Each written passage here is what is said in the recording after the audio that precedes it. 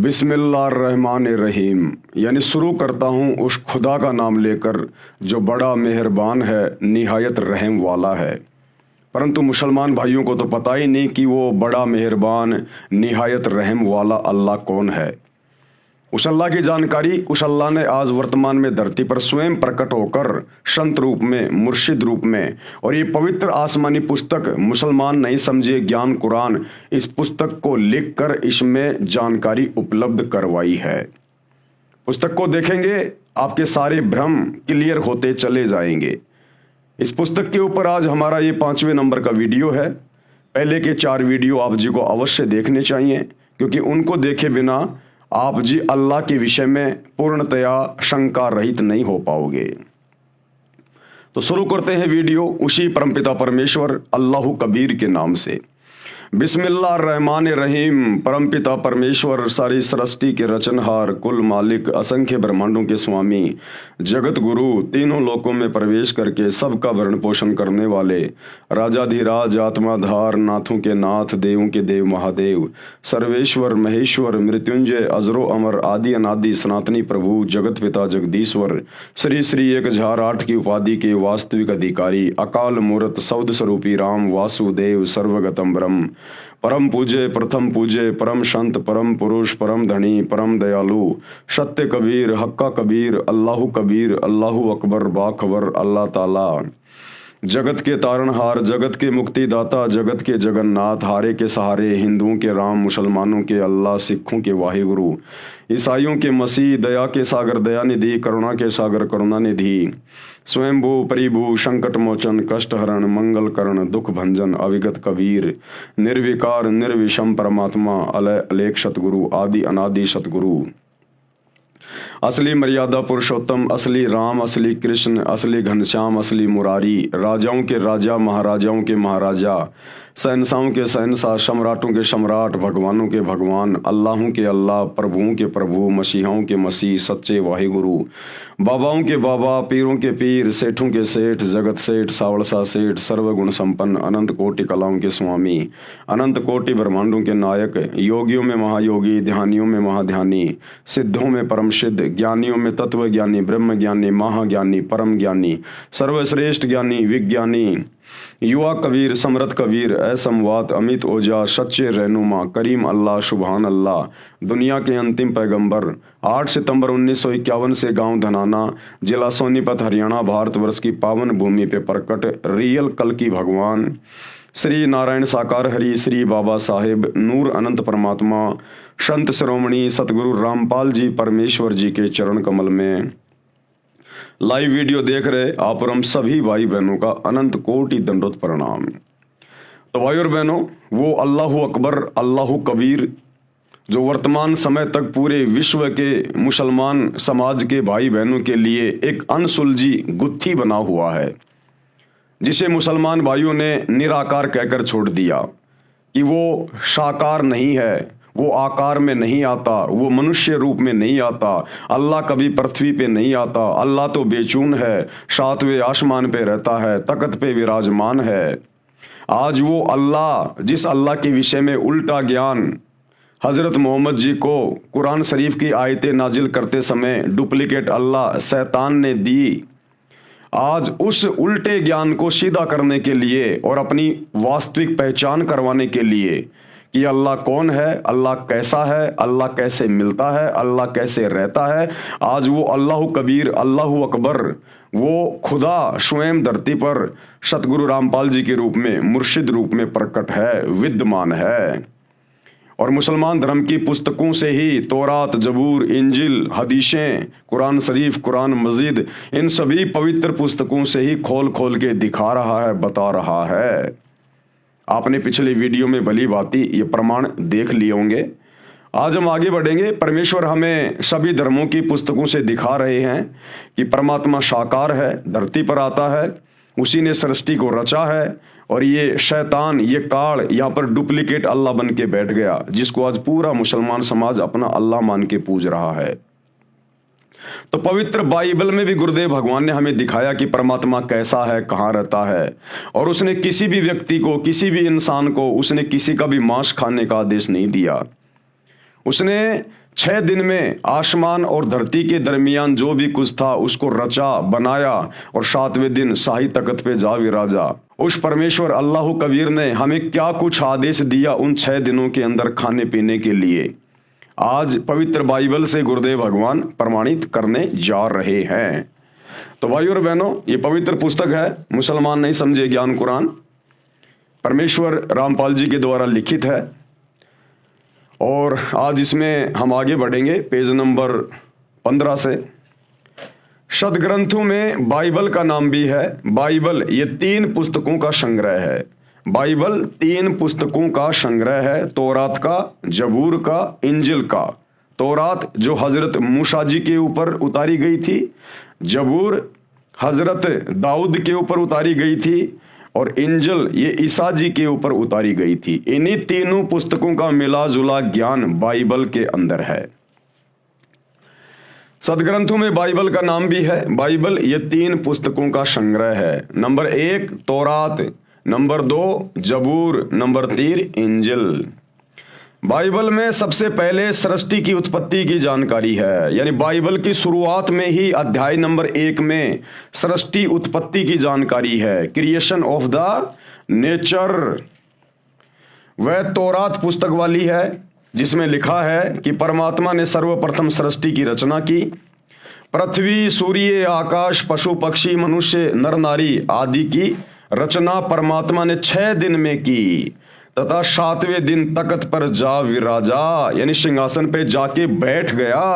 अब निराकार क्या बैठेगा कुर्सी पे, सिंहासन पे? जो निराकार है, दिखाई नहीं देता, फिर उसको किसने देखा सिंहासन पर बैठते हुए? तो जो साकार होगा, मनुष्य जैसा होगा, वही तो सिंहासन पे बैठेगा। तो परमात्मा साकार है। सृष्टि रचना अध्याय 1 के श्लोक 26, 27, 28 में यह भी स्पष्ट किया है कि परमात्मा ने मानव को अपने स्वरूप जैसा उत्पन्न किया। इससे सिद्ध हुआ कि परमात्मा भी मनुष्य जैसा नराकार यानी नर आकार।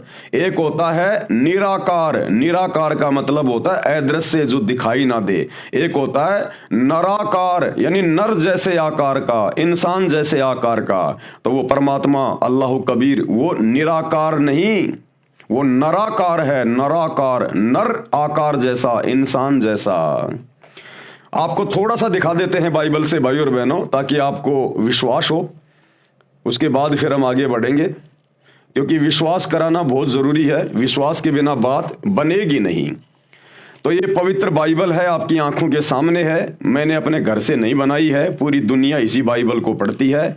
पवित्र बाइबल अर्थात पुराना और नया धर्म नियम, ये सब कुछ लिखा हुआ है। The Bible society of India, ये सब कुछ है, आप देख सकते हैं। और बाइबल के अंदर जब हम जाएंगे, शुरुआत में ही बाइबल में, बिल्कुल शुरुआत में सब कुछ क्लियर है। ये देखिए, उत्पत्ति अध्याय, ये बाइबल का उत्पत्ति अध्याय 1, और इसका ये 26, 27 और 28 नंबर इसका ये श्लोक है। 26 में क्या लिखा है? फिर परमेश्वर ने कहा, यानी अल्लाह ने कहा, परमात्मा ने कहा, हम मनुष्य को अपने स्वरूप के अनुसार अपनी समानता में बनाएं। अब बताओ, पूरा ईसाई समाज, पूरा मुस्लिम समाज आंखें बंद करके बैठा हुआ है, और ये सदग्रंथ चीख चीख के कह रहे हैं, चीख चीख के, कि अल्लाह कबीर साकार है, मनुष्य के जैसा है। और उस अल्लाह कबीर ने, उस परमेश्वर ने, परम ईश्वर ने, परमेश्वर का मतलब होता है परम ईश्वर, सबसे बड़ा भगवान, उसने मनुष्यों को अपने जैसा, अपनी समानता में बनाया। साफ साफ कह रहा है परमेश्वर कि हम मनुष्य को अपने समानता में, अपने स्वरूप में बनाएं, यानी मैं इंसान को मेरे जैसा बनाऊंगा। तो बताओ फिर भगवान कैसा हुआ, अल्लाह कबीर कैसा हुआ, वो निराकार कैसे हुआ? वो तो नराकार है, नर आकार में, जिन्होंने अपने जैसा आप और हमें बनाया, स्त्री और पुरुषों को बनाया। साफ साफ गवाही दे रहा है बाइबल, बिल्कुल बाइबल को खोलते ही सबसे पहले। फिर परमेश्वर ने कहा, हम मनुष्य को अपने स्वरूप में, अपने स्वरूप के अनुसार, अपनी समानता में बनाएं। और वे समुद्र की मछलियों और आकाश के पक्षियों और घरेलू पशुओं और सारी पृथ्वी पर और सब रेंगने वाले जंतुओं पर जो पृथ्वी पर रेंगते हैं अधिकार रखे। ये बातें बोल के परमेश्वर ने, अल्लाह कबीर ने जानवरों को, पशु पक्षियों को काटने का, खाने का आदेश नहीं दिया। पशु पक्षियों पर, जमीन पर रेंगने वाले जीव जंतुओं पर मनुष्य अधिकार रखेगा। इसका मतलब क्या है? मारना काटना नहीं है, उनको खाना नहीं है, क्योंकि परमेश्वर ने हम मनुष्यों को अपने जैसा बनाया है। इसलिए हमारे अंदर बुद्धि अन्य जानवरों से, पशुओं से, पक्षियों से भिन्न है, सर्वश्रेष्ठ है, अलग है। परमेश्वर ने हमें अन्य पशु पक्षियों की तुलना में बुद्धिमान बनाया। तो परमेश्वर ने कहा कि मनुष्य उनके ऊपर अधिकार रखेगा। अधिकार रखने का मतलब है उनको अपने काम में लेगा। गाय को अपने काम में लेगा, भैंस को अपने काम में लेगा, उसके ऊपर अधिकार रखेगा। वो गाय भैंस उसको दूध देगी, उस दूध से बढ़िया बढ़िया मिष्ठान बनेंगे, दही बनेगा, छाछ बनेगा, घी बनेगा, मिठाइयाँ बनेंगी। गाय और भैंस से जो बच्चे पैदा होंगे वो खेतों में काम आएंगे, हल जोतने में काम आएंगे। गाय का गोबर खेत में खाद के रूप में काम आएगा।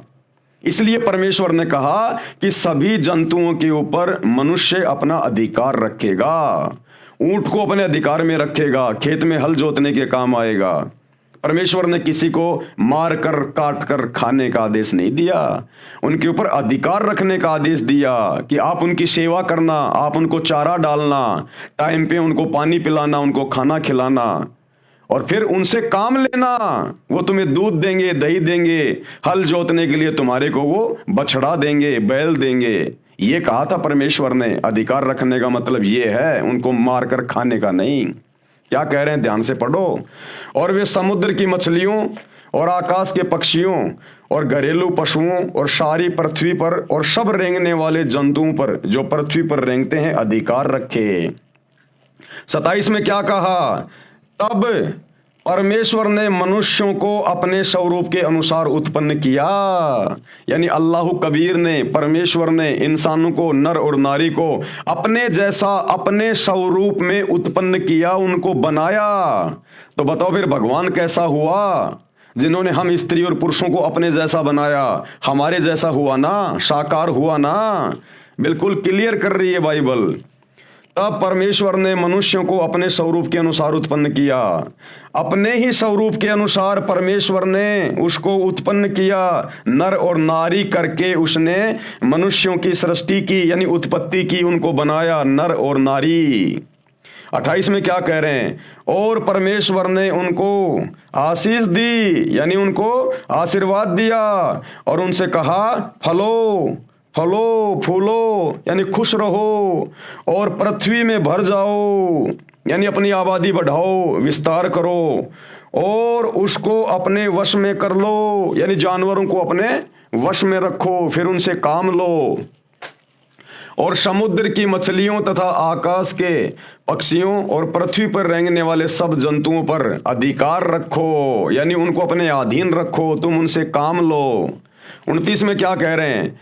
फिर परमेश्वर ने, यानी अल्लाह ने उनसे कहा, सुनो, जितने बीज वाले छोटे छोटे पेड़ सारी पृथ्वी के ऊपर हैं और जितने वृक्षों में बीज वाले फल होते हैं, वे सब मैंने तुमको दिए हैं, वे तुम्हारे भोजन के लिए हैं। अरे ये खाने का आदेश दिया परमेश्वर ने। उस अल्लाह कबीर ने 6 दिन में आसमान और जमीन के बीच में जो भी कुछ था उसको बनाया, नर और नारी करके अपने जैसा हमारे को उत्पन्न किया, और फिर हमारे खाने के लिए क्या आदेश दिया? ये बाइबल चीख चीख के कह रही है, चीख चीख के। क्या कह रही है? ध्यान से पढ़ लो। मांस मिट्टी खाने वालों, शैतान के प्रभाव से अपने कर्म फोड़ने वालों, क्या कह रहे हैं परमात्मा 29 नंबर वचन में? फिर परमेश्वर ने उनसे कहा, सुनो, जितने बीज वाले छोटे छोटे पेड़ सारी पृथ्वी के ऊपर हैं, बीज वाले छोटे छोटे पेड़, गेहूं, जौ, जवार, मक्का, बाजरा, ये छोटे छोटे बीज वाले पेड़, ये हमारे को खाने के लिए दिए। परमात्मा ने अनाज दिया हमारे को खाने के लिए। और जितने वृक्षों में बीज वाले फल होते हैं, पेड़ों पे जितने फल लगते हैं, आम, अंगूर, सेब, संतरा, ये हमारे खाने के लिए दिए, काजू, किशमिश, मेवा, ये हमारे खाने के लिए दिए परमात्मा ने। या जानवर काट के खाने की बात नहीं लिखी गई, ये सारी बातें लिखी गई। इसमें परमेश्वर ने हमें खाने का क्या आदेश दिया। और जितने वृक्षों में बीज वाले फल होते हैं वे सब मैंने तुमको दिए हैं, वे तुम्हारे भोजन के लिए हैं। ये अनाज दिया भोजन के लिए, साग सब्जियां दी भोजन के लिए, फल फ्रूट दिए भोजन के लिए, कि ये सब तुम्हारे भोजन के लिए हैं। तो ये मांस खाने वाले, जीव हत्या करने वाले, ये गंदगी खाने वाले उस परमेश्वर के आदेश की अवहेलना कर रहे हैं। सोचो, जब आदम और हवा ने परमेश्वर के वचन की अवहेलना की और अदन की वाटिका में उस बीच वाले पेड़ के फल खाए शैतान के प्रभाव से, तो सोचो परमेश्वर ने उनको फिर क्या कहा कि अब तुमने मेरे आदेश की अवहेलना की है, अब तुम नीचे जाओ पृथ्वी पर, मर्तलोक पर खाओ, कमाओ, दुख उठाओ। और आज क्या कर रहे हो आप? परमेश्वर ने खाने के लिए हमें आदेश क्या दिया, और उसी शैतान के प्रभाव में आके फिर से आप लोग यही खा रहे हो, मांस मिट्टी, परमेश्वर की आत्माओं को काट काट के खा रहे हो। अरे उस आदम ने तो अदन की वाटिका में फल तोड़ के खाया था उस पेड़ का, उसके प्रतिफल में परमात्मा कितना नाराज हुआ, अल्लाह कबीर परमेश्वर। और यहां उसी शैतान के प्रभाव से, जिसे मुसलमान अपना डुप्लीकेट अल्लाह कहते हैं, ईसाई अपना मसीहा कहते हैं, ये शैतान है, काल, ये परमेश्वर के आदेश की अवहेलना करवाता है, हमें दोषी बनवाता है। तो आदम जी ने तो केवल वो फल खाया था, उसमें भी परमेश्वर के आदेश की अवहेलना हो गई, क्योंकि परमात्मा ने मना किया था तो इस वाटिका में जितने भी पेड़ हैं सबके फल खा सकता है, लेकिन वो जो पेड़ है उसके फल नहीं खाएगा। और आदम ने जब वो फल खा लिया, किसी बकरे को नहीं खाया, मुर्गे को नहीं खाया, फल खाया था, उसके प्रतिफल में भी परमात्मा नाराज हुआ, अल्लाह कबीर, और इस मृत लोक में भेज दिया आजीवन दुख उठाने के लिए। और तुम आज यहां उसी शैतान के प्रभाव में आके उस परमेश्वर की रूह को खा रहे हो, आत्माओं को खा रहे हो, मांस को खा रहा है। कितने बड़े दोषी बन रहे हो। इसीलिए तो मुसलमान धर्म में कोई संत पैदा नहीं होता। अरे इसीलिए मुसलमान धर्म में कोई साधु संत महात्मा पैदा नहीं होता, क्योंकि नेक आत्माओं के घरों में नेक आत्माएं उत्पन्न होती हैं। लेकिन मुसलमान धर्म में, ईसाई धर्म में कोई नेक आत्मा रही नहीं। सबने मांस खा खा के साग सब्जी की तरह अपने कर्म बिगाड़ लिए। तो साधु संत भी पैदा होना भूल गए मुसलमान धर्म में, ईसाई धर्म में। हिंदू धर्म में थोड़ी बहुत नेक आत्मा है, इसलिए साधु संत महात्मा हिंदू धर्म में, हिंदू धर्मों में जन्म ले रहे हैं। तो अपने कर्म बिगाड़ो मत भाइयों और बहनों। आप जिन पवित्र पुस्तकों को बिल्कुल क्लियर मानते हो, एथेंटिक मानते हो, प्रमाणित मानते हो, ये मुसलमान धर्म के लोग, ईसाई धर्म के लोग बाइबल को हाथ में ले लेके दुनिया को ये प्रवचन देते हैं, परमेश्वर का ये वचन है, परमेश्वर का वो वचन है, और खुद परमेश्वर के एक भी वचन पे नहीं चल रहे। अब परमेश्वर का क्या वचन है, इसलिए उस परमेश्वर ने, अल्लाह कबीर ने खुद धरती पर संत रूप में आके बताना पड़ता है। ये बाइबल लिखे हुए कितना टाइम हो गया। इस बाइबल को खोलते ही सबसे पहले यही लिखा है कि परमात्मा, परमेश्वर साकार है, मनुष्य के जैसा है। और आज पूरा ईसाई समाज, मुसलमान समाज परमात्मा को बेचून कह के, फॉर्मलेस कह के, निराकार कह के उससे मुंह फेरे बैठा है। तो क्या खाक वचन पढ़े तुम लोगों ने बाइबल के, कुरान मजीद के, कुरान शरीफ के? क्योंकि वही तो ज्ञान है, उसी शैतान का उतारा हुआ ज्ञान, उसी काल का दिया हुआ ज्ञान है। तुम तो इसको भी ढंग से नहीं समझ पाए। ये ज्ञान भी उस परमेश्वर ने, अल्लाह कबीर ने आज धरती पर आकर बताना पड़ा। और उन्हीं के आदेश से हम आप लोगों को समझा रहे हैं, दिखा रहे हैं कि अब भी आप लोगों की आंखें फूटी पड़ी है भाई और बहनों। तो परमेश्वर ने फल फ्रूट खाने का आदेश दिया। छोटे छोटे बीज वाले पेड़, गेहूं, जौ, ज्वार, मक्का, बाजरा, ये खाने का आदेश दिया। काजू, किशमिश, मेवा, संतरा, आम, अंगूर, ये खाने का आदेश दिया। और हम क्या खा रहे हैं? पेशाबी गंध खा रहे हैं।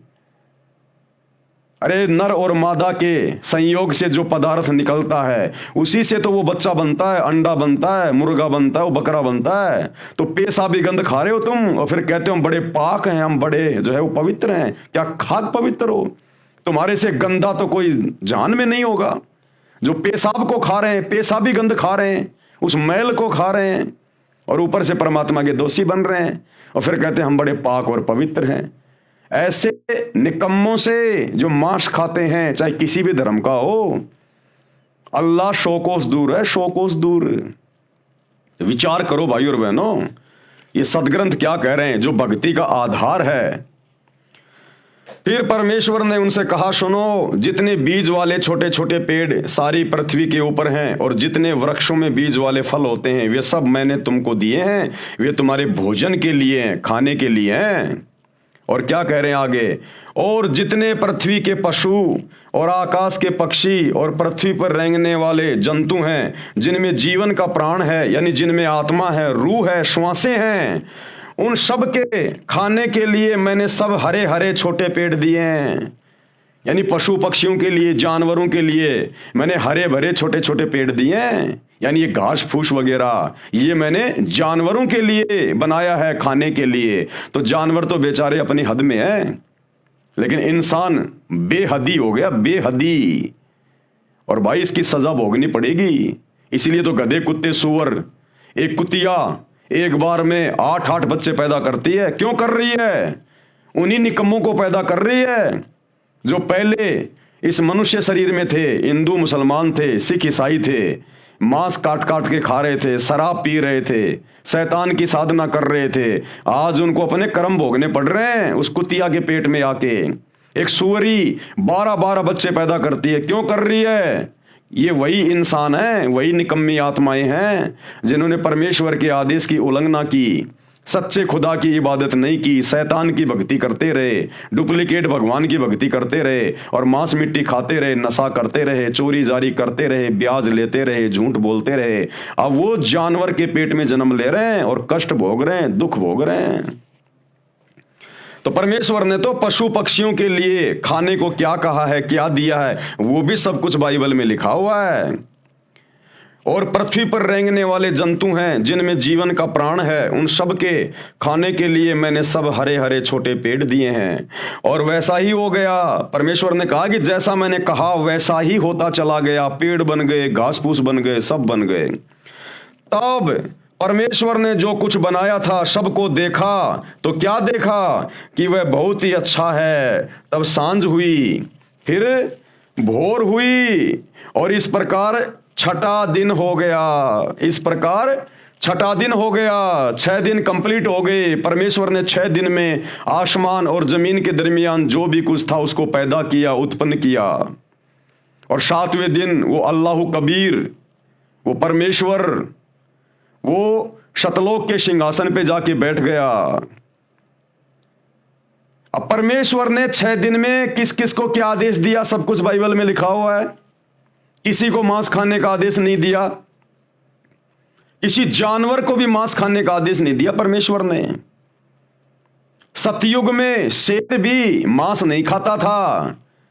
गुरुदेव कहते हैं कुछ ऐसे पेड़ हुआ करते थे, उसकी छाल के वो पंजा मार के और वो तरल पदार्थ पिया करता था, घास फूस खाया करता था, पेड़ के पत्ते खाया करता था। शेर भी, सतयुग में जानवर भी मांस नहीं खाते थे। आगे चलकर शैतान के प्रभाव से फिर ये पूरा सिस्टम बिगड़ गया।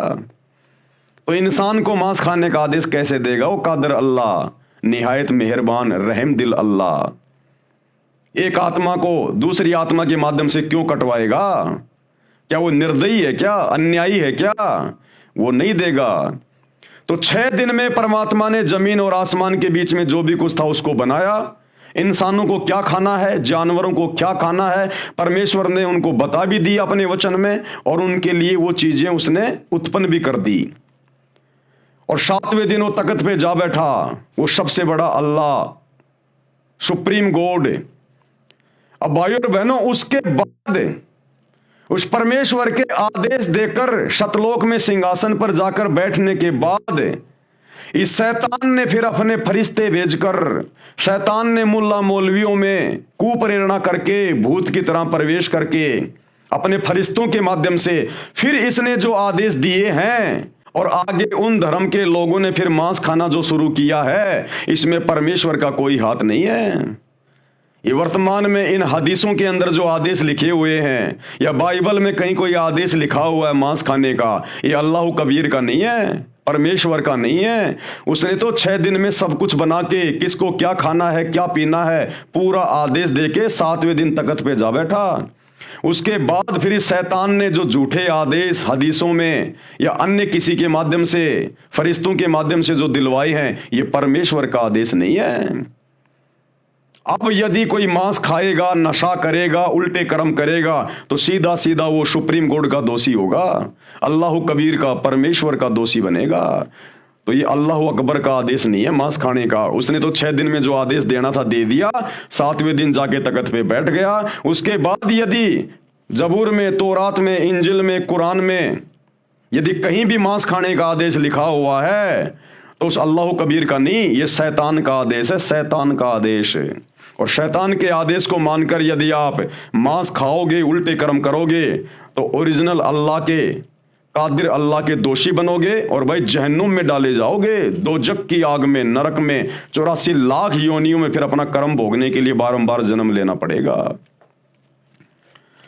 यूं आकाश और पृथ्वी और उनकी सारी सेना का बनाना समाप्त हो गया, और परमेश्वर ने अपना काम जिसे वह करता था 7वें दिन समाप्त किया, और उसने अपने किए हुए सारे काम से 7वें दिन विश्राम किया। और परमेश्वर ने 7वें दिन को आशीष दी और पवित्र ठहराया, क्योंकि उसमें उसने सृष्टि की रचना के अपने सारे काम से विश्राम किया। अब ये संडे क्यों मनाया जाता है, ये रविवार का दिन, छुट्टी का दिन क्यों है भाई और बहनों? हर चीज के पीछे एक लॉजिक है, वैसे कुछ नहीं हो रहा। 7वें दिन छुट्टी का दिन क्यों है, संडे, रविवार? क्योंकि परमेश्वर ने 7वें दिन फिर विश्राम किया। उस परमात्मा ने 6 दिन में सृष्टि रच के 7वें दिन तख्त पे विश्राम किया, आराम किया। इस कारण से, उस परमेश्वर की प्रेरणा से, अन्यथा यह शैतान तो हमारे को 7 दिन ये गधा बना के रखना चाहता है, बैल और गधे की तरह हमारे से मेहनत करवाता है। लेकिन ये एक दिन जो ये छुट्टी का है, रविवार, ये भी उस अल्लाह कबीर परमेश्वर सतगुरु रामपाल जी भगवान की दया से यहां पर शुरू हुआ है, 7वां दिन छुट्टी का। क्योंकि परमेश्वर ने 6 दिन में सृष्टि रची और 7वें दिन खुद तख्त पे जाके विश्राम किया, और हमारे लिए भी परमात्मा ने एक ये दिन विश्राम का दिन रख दिया। ये रविवार इसलिए मनाया जाता है। आगे क्या लिखा है परमेश्वर ने? मनुष्य की उत्पत्ति, आकाश और पृथ्वी की उत्पत्ति का वृतांत, आकाश और पृथ्वी की उत्पत्ति का वृतांत, ये वही चल रहा है। उत्पत्ति 1 यह है कि जब वे उत्पन्न हुए, अर्थात जिस दिन यहोवा परमेश्वर ने, यानी समर्थ परमात्मा ने, अल्लाह कबीर ने पृथ्वी और आकाश को बनाया, तब मैदान का कोई पौधा भूमि पर न था और न मैदान का कोई छोटा पेड़ उगा था, क्योंकि यह यहोवा परमेश्वर ने पृथ्वी पर जल नहीं बरसाया था और भूमि पर खेती करने के लिए मनुष्य भी नहीं था, तो भी कोहरा पृथ्वी से उठता था। यानी परमात्मा ने 6 दिन में जो भी कुछ बनाया, उस समय पृथ्वी पर कोई इंसान नहीं था। परमात्मा ने बाबा आदम की उत्पत्ति की थी और उसकी हवा की उत्पत्ति की थी। उस समय ये दोनों स्वर्ग में थे, वहां पे ये दोनों अदन की वाटिका में रह रहे थे, और पीछे परमात्मा ने पूरी नीचे इस पृथ्वी की पूरी रचना की, सब कुछ यहां पर परमात्मा ने बनाया। और उसके बाद की जो रचना है, ये मनुष्य बनाने की जो रचना है, उसके बाद की, ये फिर इस शैतान ने शुरू की अपने भोजन के लिए, अपने खाने के लिए। तो जिस समय इस पृथ्वी पर ना कोई जीव था, ना कोई इंसान था, परमात्मा ने बाबा आदम को, उसकी पत्नी हवा को बनाकर अपने जैसा और जन्नत में बैठा दिया था, स्वर्ग में बैठा दिया था, अदन की वाटिका में, और नीचे पूरी सृष्टि की रचना की, और सब कुछ आदेश देकर परमात्मा 7वें दिन सतलोक के सिंहासन पे जाके बैठ गए।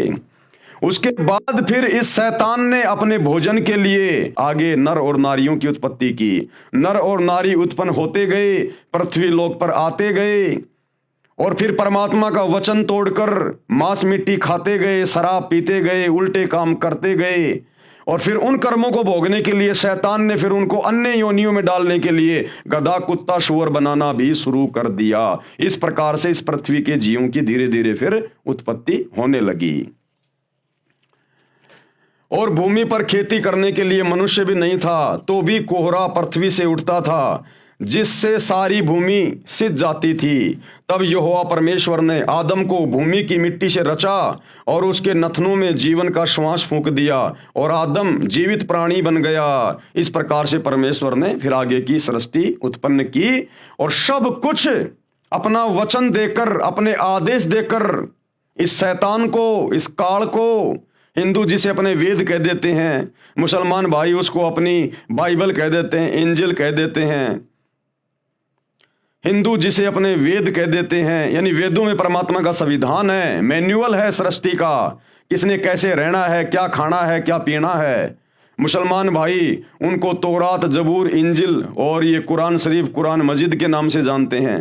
ईसाई भाई उसे बाइबल के नाम से जानते हैं। ये परमात्मा का विधान है, संविधान है उस परमात्मा का। तो भाई और बहनों, छोटी सी जानकारी थी जो आप सभी को देनी थी, ताकि आपको विश्वास हो कि परमात्मा नराकार है, यानी परमात्मा भी नराकार, मनुष्य जैसा नराकार साकार है, यानी नर आकार में साकार है।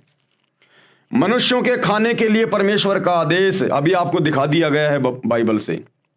उत्पत्ति अध्याय में बाइबल में लिखा है कि श्लोक नंबर 27-28 में, मनुष्यों के खाने के लिए बीजदार पौधे यानी गेहूं, चने, बाजरा आदि आदि तथा फलदार वृक्ष दिए हैं, ये तुम्हारा भोजन है।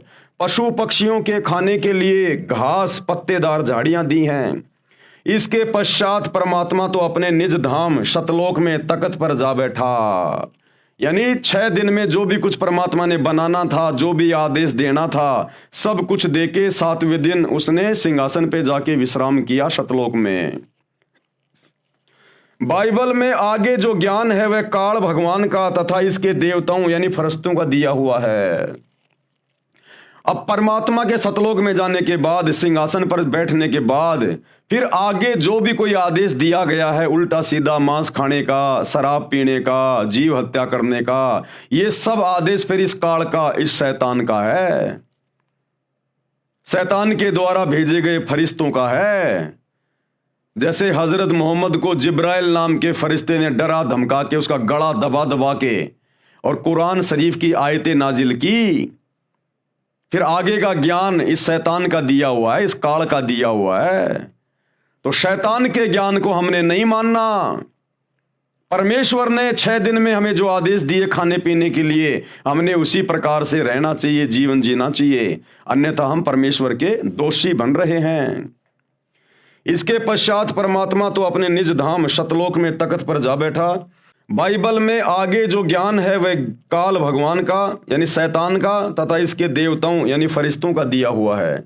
यदि बाइबल ग्रंथ में आगे चलकर मांस खाने के लिए लिखा है तो वह पूर्ण परमात्मा का आदेश नहीं है, अल्लाह कबीर का आदेश नहीं है, वह किसी अधूरे प्रभु का है। अब ये अधूरा प्रभु कौन है आपको पता चली गया, डुप्लीकेट अल्लाह।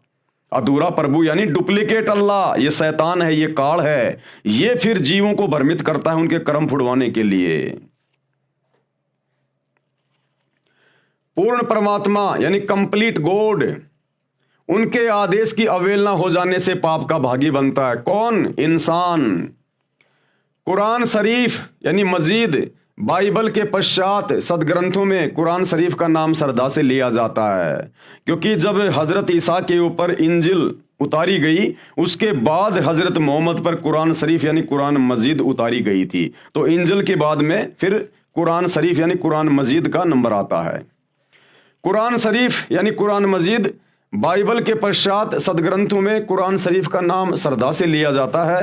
कुरान का ज्ञानदाता भी वही है। कौन? शैतान, जिसने बाइबल का ज्ञान दिया, जिसने ईसा मसीह को बाइबल का ज्ञान दिया, इंजिल का ज्ञान दिया, उसी शैतान ने, उसी काल ने, क्योंकि देखो भाई और बहनों, अल्लाह कबीर ने तो 6 दिन में जो भी कुछ बताना था, आदेश देना था, उसके बाद वो तो सतलोक में जाके सिंहासन पे बैठ गया। उसके बाद में ये जितनी भी आसमानी पुस्तकें उतारी गई हैं पैगंबरों पे, अवतारों पे, तौरात, जबूर, इंजिल, कुरान शरीफ, कुरान मजीद, ये वेदों का ज्ञान, ये गीता का ज्ञान, ये पुराण, ये सब कुछ फिर काल ने दिलवाया, काल ने, शैतान ने, आधा अधूरा ज्ञान। कुरान का ज्ञान दाता भी वही है जिसने बाइबल का ज्ञान दिया, यानी शैतान ने, तथा चारों वेदों और श्रीमद् भगवत गीता का ज्ञान दिया इसी शैतान ने। इसलिए अपने उन पहलुओं को बाइबल में तथा कुरान में नहीं दोहराया जिन पहलुओं का ज्ञान चारों वेदों तथा श्रीमद् भगवत गीता में दिया। क्योंकि सबसे पहले इस ब्रह्म ने, इस काल ने, इस शैतान ने अपने बड़े बेटे ब्रह्मा को, मुसलमान धर्म में जिसको आदम कहा जाता है, इस ब्रह्मा को चारों वेद दे दिए समुद्र मंथन के दौरान। तो चारों वेदों में इसने बहुत कुछ ज्ञान दे दिया, बहुत कुछ इसने बता दिया।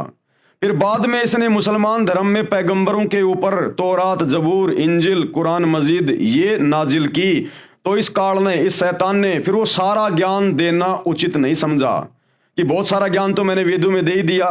फिर थोड़ा थोड़ा ज्ञान इसने आत्माओं को भ्रमित करने के लिए और थोड़ी थोड़ी अल्लाह कबीर की जानकारी मजबूरी वश उसके डर के मारे इसने इन मुसलमान धर्म की पुस्तकों में भी कहीं कहीं पर डाल दी, लेकिन ज्यादातर ज्ञान इसने वेदों में दे दिया अपना। क्या कह रहे परमात्मा? इसलिए उसने उन पहलुओं का बाइबल में तथा कुरान में नहीं दोहराया जिन पहलुओं का ज्ञान चारों वेदों तथा श्रीमद् भगवत गीता में दिया है। उपनिषद ये संख्या में 11 हैं, 11 उपनिषद माने जाते हैं। उपनिषद का ज्ञान किसी ऋषि का अपना अनुभव है। ये जो उपनिषदों का ज्ञान है ना, ये शैतान का दिया हुआ नहीं, वैसे है तो शैतान की प्रेरणा से ही, क्योंकि ऋषि मुनि महात्मा ये सब शैतान की साधना किया करते थे। तो जैसा भी शैतान ने इनको प्रकाश रूप में इनको दर्शन दिए या जैसा भी इनको भक्ति का अनुभव करवाया, उस आधार से इन्होंने अपने अनुभव की पुस्तकें लिख दी। परमात्मा कैसा है, क्योंकि वो शैतान दिखाई देता नहीं, उसने सौगंध खा रखी है। ये लगा लगा के समाधि हजारों साल तक बैठे रहते थे। अंत में सहस्रार कमल में, जहां पर ये काल ज्योति निरंजन रहता है, शैतान रहता है, वहां पर इनकी समाधि चली जाती है। वहां इनको ज्योतियां ज्योतियां दिखाई देती है, प्रकाश ही प्रकाश दिखाई देता है। अंत में ये मान लेते हैं कि अल्लाह तो निराकार है, वो तो प्रकाश रूप है, और फिर अपना अनुभव पुस्तकों में लिख देते हैं। तो ये उपनिषदों का जो ज्ञान है, जो संख्या में 11 उपनिषद हैं, इनमें अल्लाह का ज्ञान नहीं है, परमात्मा का ज्ञान नहीं है। ये साधु संत महात्माओं ऋषियों का अपना खुद का भक्ति अनुभव का ज्ञान है। इन उपनिषदों से केवल हम उसी ज्ञान को स्वीकार करेंगे जो ज्ञान वेदों से मेल खाएगा, जो ज्ञान सूक्ष्म वेद से मेल खाएगा, कबीर परमेश्वर के कबीर सागर से मेल खाएगा। इन उपनिषदों से हमने केवल उसी ज्ञान को लेना है। अन्य ज्ञान हमारे किसी काम का नहीं, वो किसी व्यक्ति विशेष का अपना अनुभव है। उपनिषद ये संख्या में 11 माने जाते हैं। उपनिषद का ज्ञान किसी ऋषि का अपना अनुभव है। यदि वह अनुभव वेदों व गीता से नहीं मिलता तो वह व्यर्थ है, बेकार है, उसको ग्रहण नहीं करना चाहिए। इसलिए उपनिषदों को छोड़कर वेदों व गीता के ज्ञान को ग्रहण करना चाहिए, क्योंकि उपनिषदों का अधिकतर ज्ञान वेदों व गीता के ज्ञान के विपरीत है। इसी प्रकार बाइबल तथा कुरान के ज्ञान को समझें कि जो ज्ञान वेदों तथा गीता से मेल नहीं करता उनको ग्रहण नहीं करना चाहिए। यानी मुसलमान धर्म की चारों पुस्तकें, यदि उनका ज्ञान चारों वेदों और गीता से मेल नहीं खाता है तो वो ज्ञान किसी काम का नहीं है, वो शैतान का जबरदस्ती फालतू का ठोका हुआ ज्ञान है। वेदों व गीता में जो ज्ञान सूक्ष्म वेद से नहीं मिलता, अब क्या समझाना चाह रहे हैं परमात्मा भाई और बहनों, थोड़ा सा दिमाग पे जोर डालना। परमात्मा कहना चाह रहे हैं कि जो ज्ञान वेदों से मेल नहीं खाता, जो ज्ञान वेदों से मेल नहीं खाता, वो ज्ञान हमने बिल्कुल भी स्वीकार नहीं करना है। वो चाहे मुसलमान धर्म की चारों पुस्तकों का ज्ञान हो, चाहे 11 उपनिषदों का ज्ञान हो, चाहे 18 पुराणों का ज्ञान हो। जो ज्ञान वेदों से मेल नहीं खाता वो ज्ञान हमने स्वीकार नहीं करना।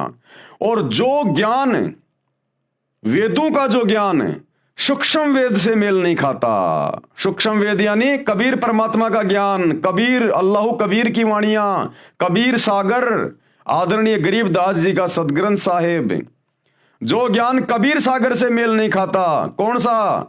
वेदों वाला जो ज्ञान और गीता वाला जो ज्ञान सूक्ष्म वेद से मेल नहीं खाता, कबीर सागर से, कबीर परमात्मा की वाणियों से, उनके ज्ञान से मेल नहीं खाता। वो ज्ञान भी हमने नहीं मानना है, क्योंकि सर्वोपरि ज्ञान है सूक्ष्म वेद में।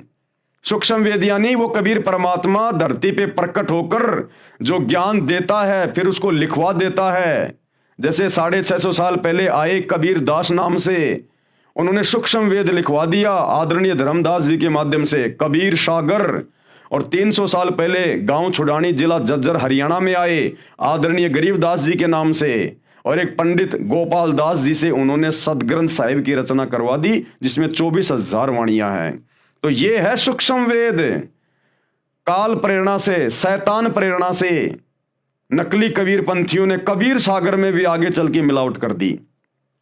इसलिए अल्लाह कबीर ने गरीबदास जी को भेजा, स्वयं आए वो गरीबदास जी के रूप में, लीला की, और दोबारा से उन्होंने सूक्ष्म वेद की रचना की। आज सूक्ष्म वेद से सतगुरु रामपाल जी भगवान हमें पूरा ज्ञान समझा रहे हैं। तो गरीबदास जी की वाणियों में जो ज्ञान है उसमें रत्ती भर भी मिलावट नहीं है, छटांग भर भी प्योर घी है, प्योर घी।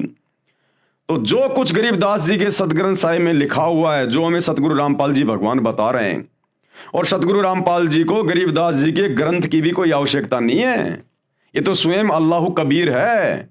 लेकिन अगर ये अपने मुंह से बोलने लग जाए वैसे ही, तो हम नालायक विश्वास नहीं कर पाएंगे कि गुरुजी बोल कैसे रहे हैं, गुरुजी का बोलने का आधार क्या है। इसलिए हमारी छोटी बुद्धि को देखते हुए ये अल्लाह कबीर सतगुरु रामपाल जी, इन्होंने गरीबदास जी के रूप में आके पहले वो ग्रंथ लिखना पड़ा, और आज उस ग्रंथ को आधार बनाकर आप और हमें समझा रहे हैं, तो हम यकीन कर रहे हैं। तो जो ज्ञान सूक्ष्म वेद में है और बाकी किसी भी ग्रंथ में जो ज्ञान है, यदि वो सूक्ष्म वेद वाले ज्ञान से मेल नहीं खाता है, वो चाहे चारों वेदों का ज्ञान हो, चाहे मुसलमान धर्म की चारों पुस्तकों का ज्ञान हो, चाहे बाइबल का हो, 18 पुराणों का हो, 11 उपनिषदों का हो, यानी गरीबदास जी के सदग्रंथ को छोड़ के, सूक्ष्म वेद को छोड़ के इस धरती पर जितने भी धर्म ग्रंथ हैं, यदि उनका ज्ञान गरीबदास जी के ग्रंथ से मेल नहीं खाता है, तो वो बेकार है, वो शैतान का दिया हुआ है, शैतान के फरिश्तों का दिया हुआ है, किसी ऋषि महात्मा साधु संत का अपना खुद का अनुभव है, जो हमारे किसी काम का नहीं है। ये कहना चाह रहे हैं परमात्मा। वेदों व गीता में जो ज्ञान सूक्ष्म वेद से नहीं मिलता, वह ग्रहण नहीं करना चाहिए।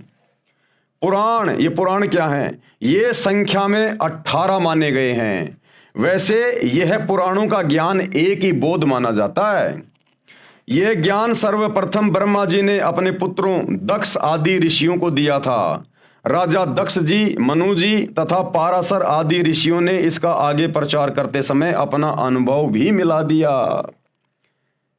जिस प्रकार कबीर सागर के अंदर इन नकली कबीर पंथियों ने धीरे धीरे अपना ज्ञान मिलाना शुरू कर दिया और उसमें अज्ञान ठोक दिया, इसी प्रकार इस ब्रह्म ने, काल ने, शैतान ने समुद्र मंथन के दौरान जो ज्ञान अपने बड़े बेटे ब्रह्मा जी को दिया था, वो ज्ञान ब्रह्मा जी ने अपने वंशजों को दिया, और ब्रह्मा जी के वंशजों ने, पाराशर ऋषि ने और दक्ष ने, मनु ने, फिर इन्होंने चतुराई करके अपना खुद का अनुभव भी उस ज्ञान में ठोकना शुरू कर दिया।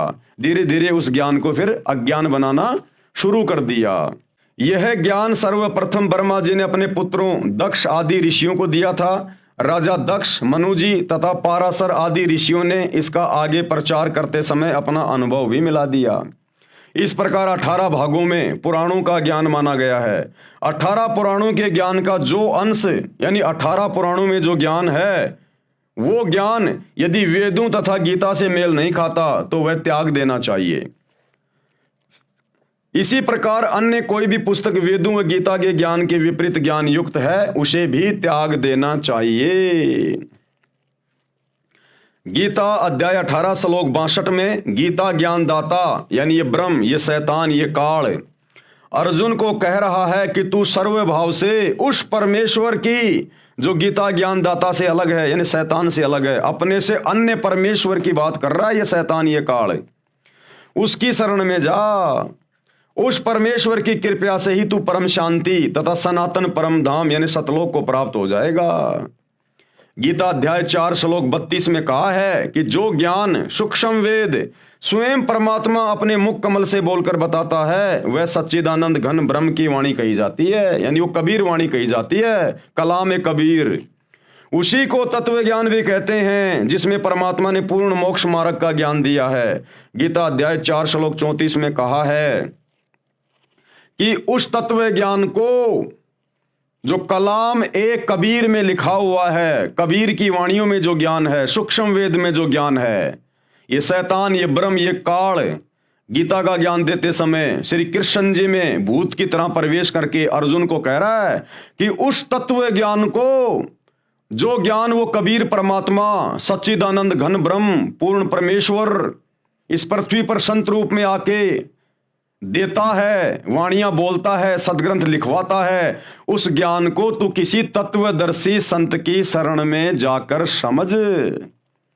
जिस प्रकार हजरत मोहम्मद जी को यही शैतान, यही काल सूरत फुरकान 25 आयत नंबर 58 से 59 में कह रहा है कि वो अल्लाह जिसने 6 दिन में आसमान और जमीन के बीच में जो भी कुछ था उसको बनाया और 7वें दिन तख्त पे जावे राजा, उसकी जानकारी किसी बाखबर से जा पूछो कि हजरत मोहम्मद मुझे उसकी जानकारी नहीं है पूरी, उसकी इबादत की पूरी जानकारी मेरे पास नहीं है। वो जानकारी तुझे कोई बाखबर बताएगा, यानी उस ज्ञान को जानने वाला। और यही बात ये शैतान, ये काल, ये सबको ऐसे ही भ्रमित रखता है, हिंदुओं को, मुसलमानों को।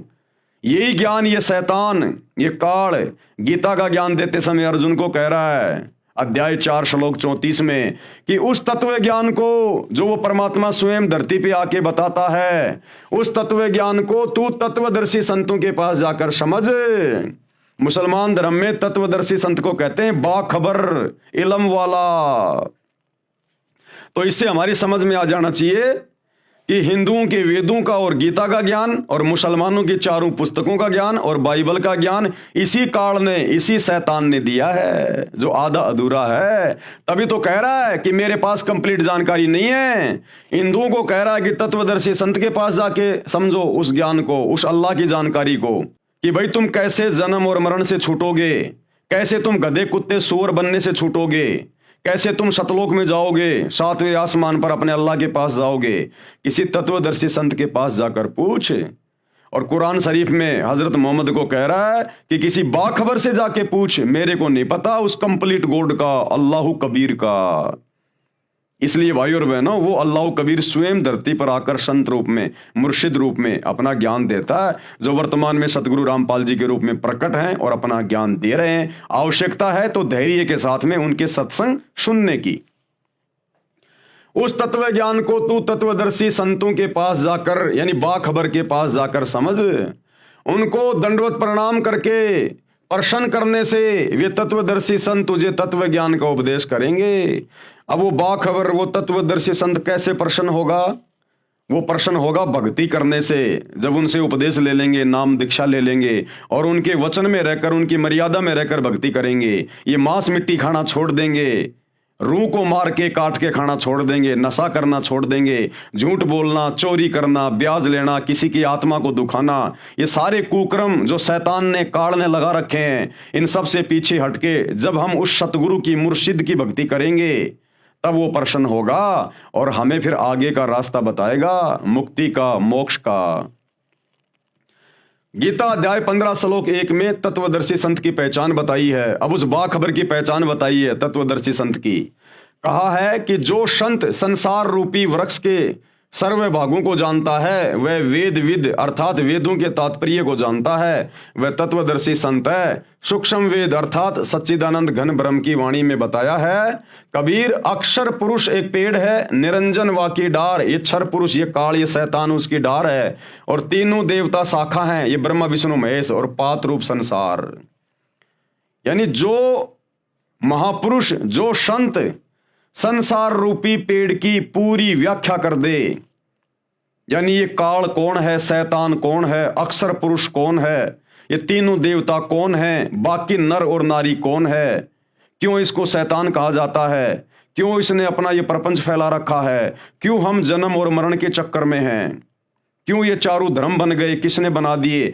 जो ये संपूर्ण ज्ञान दे दे और संसार की उत्पत्ति कैसे हुई, कायनात की रचना कैसे हुई, जो ये संपूर्ण जानकारी दे दे, समझ लेना वो तत्वदर्शी संत है, वो बाखबर है।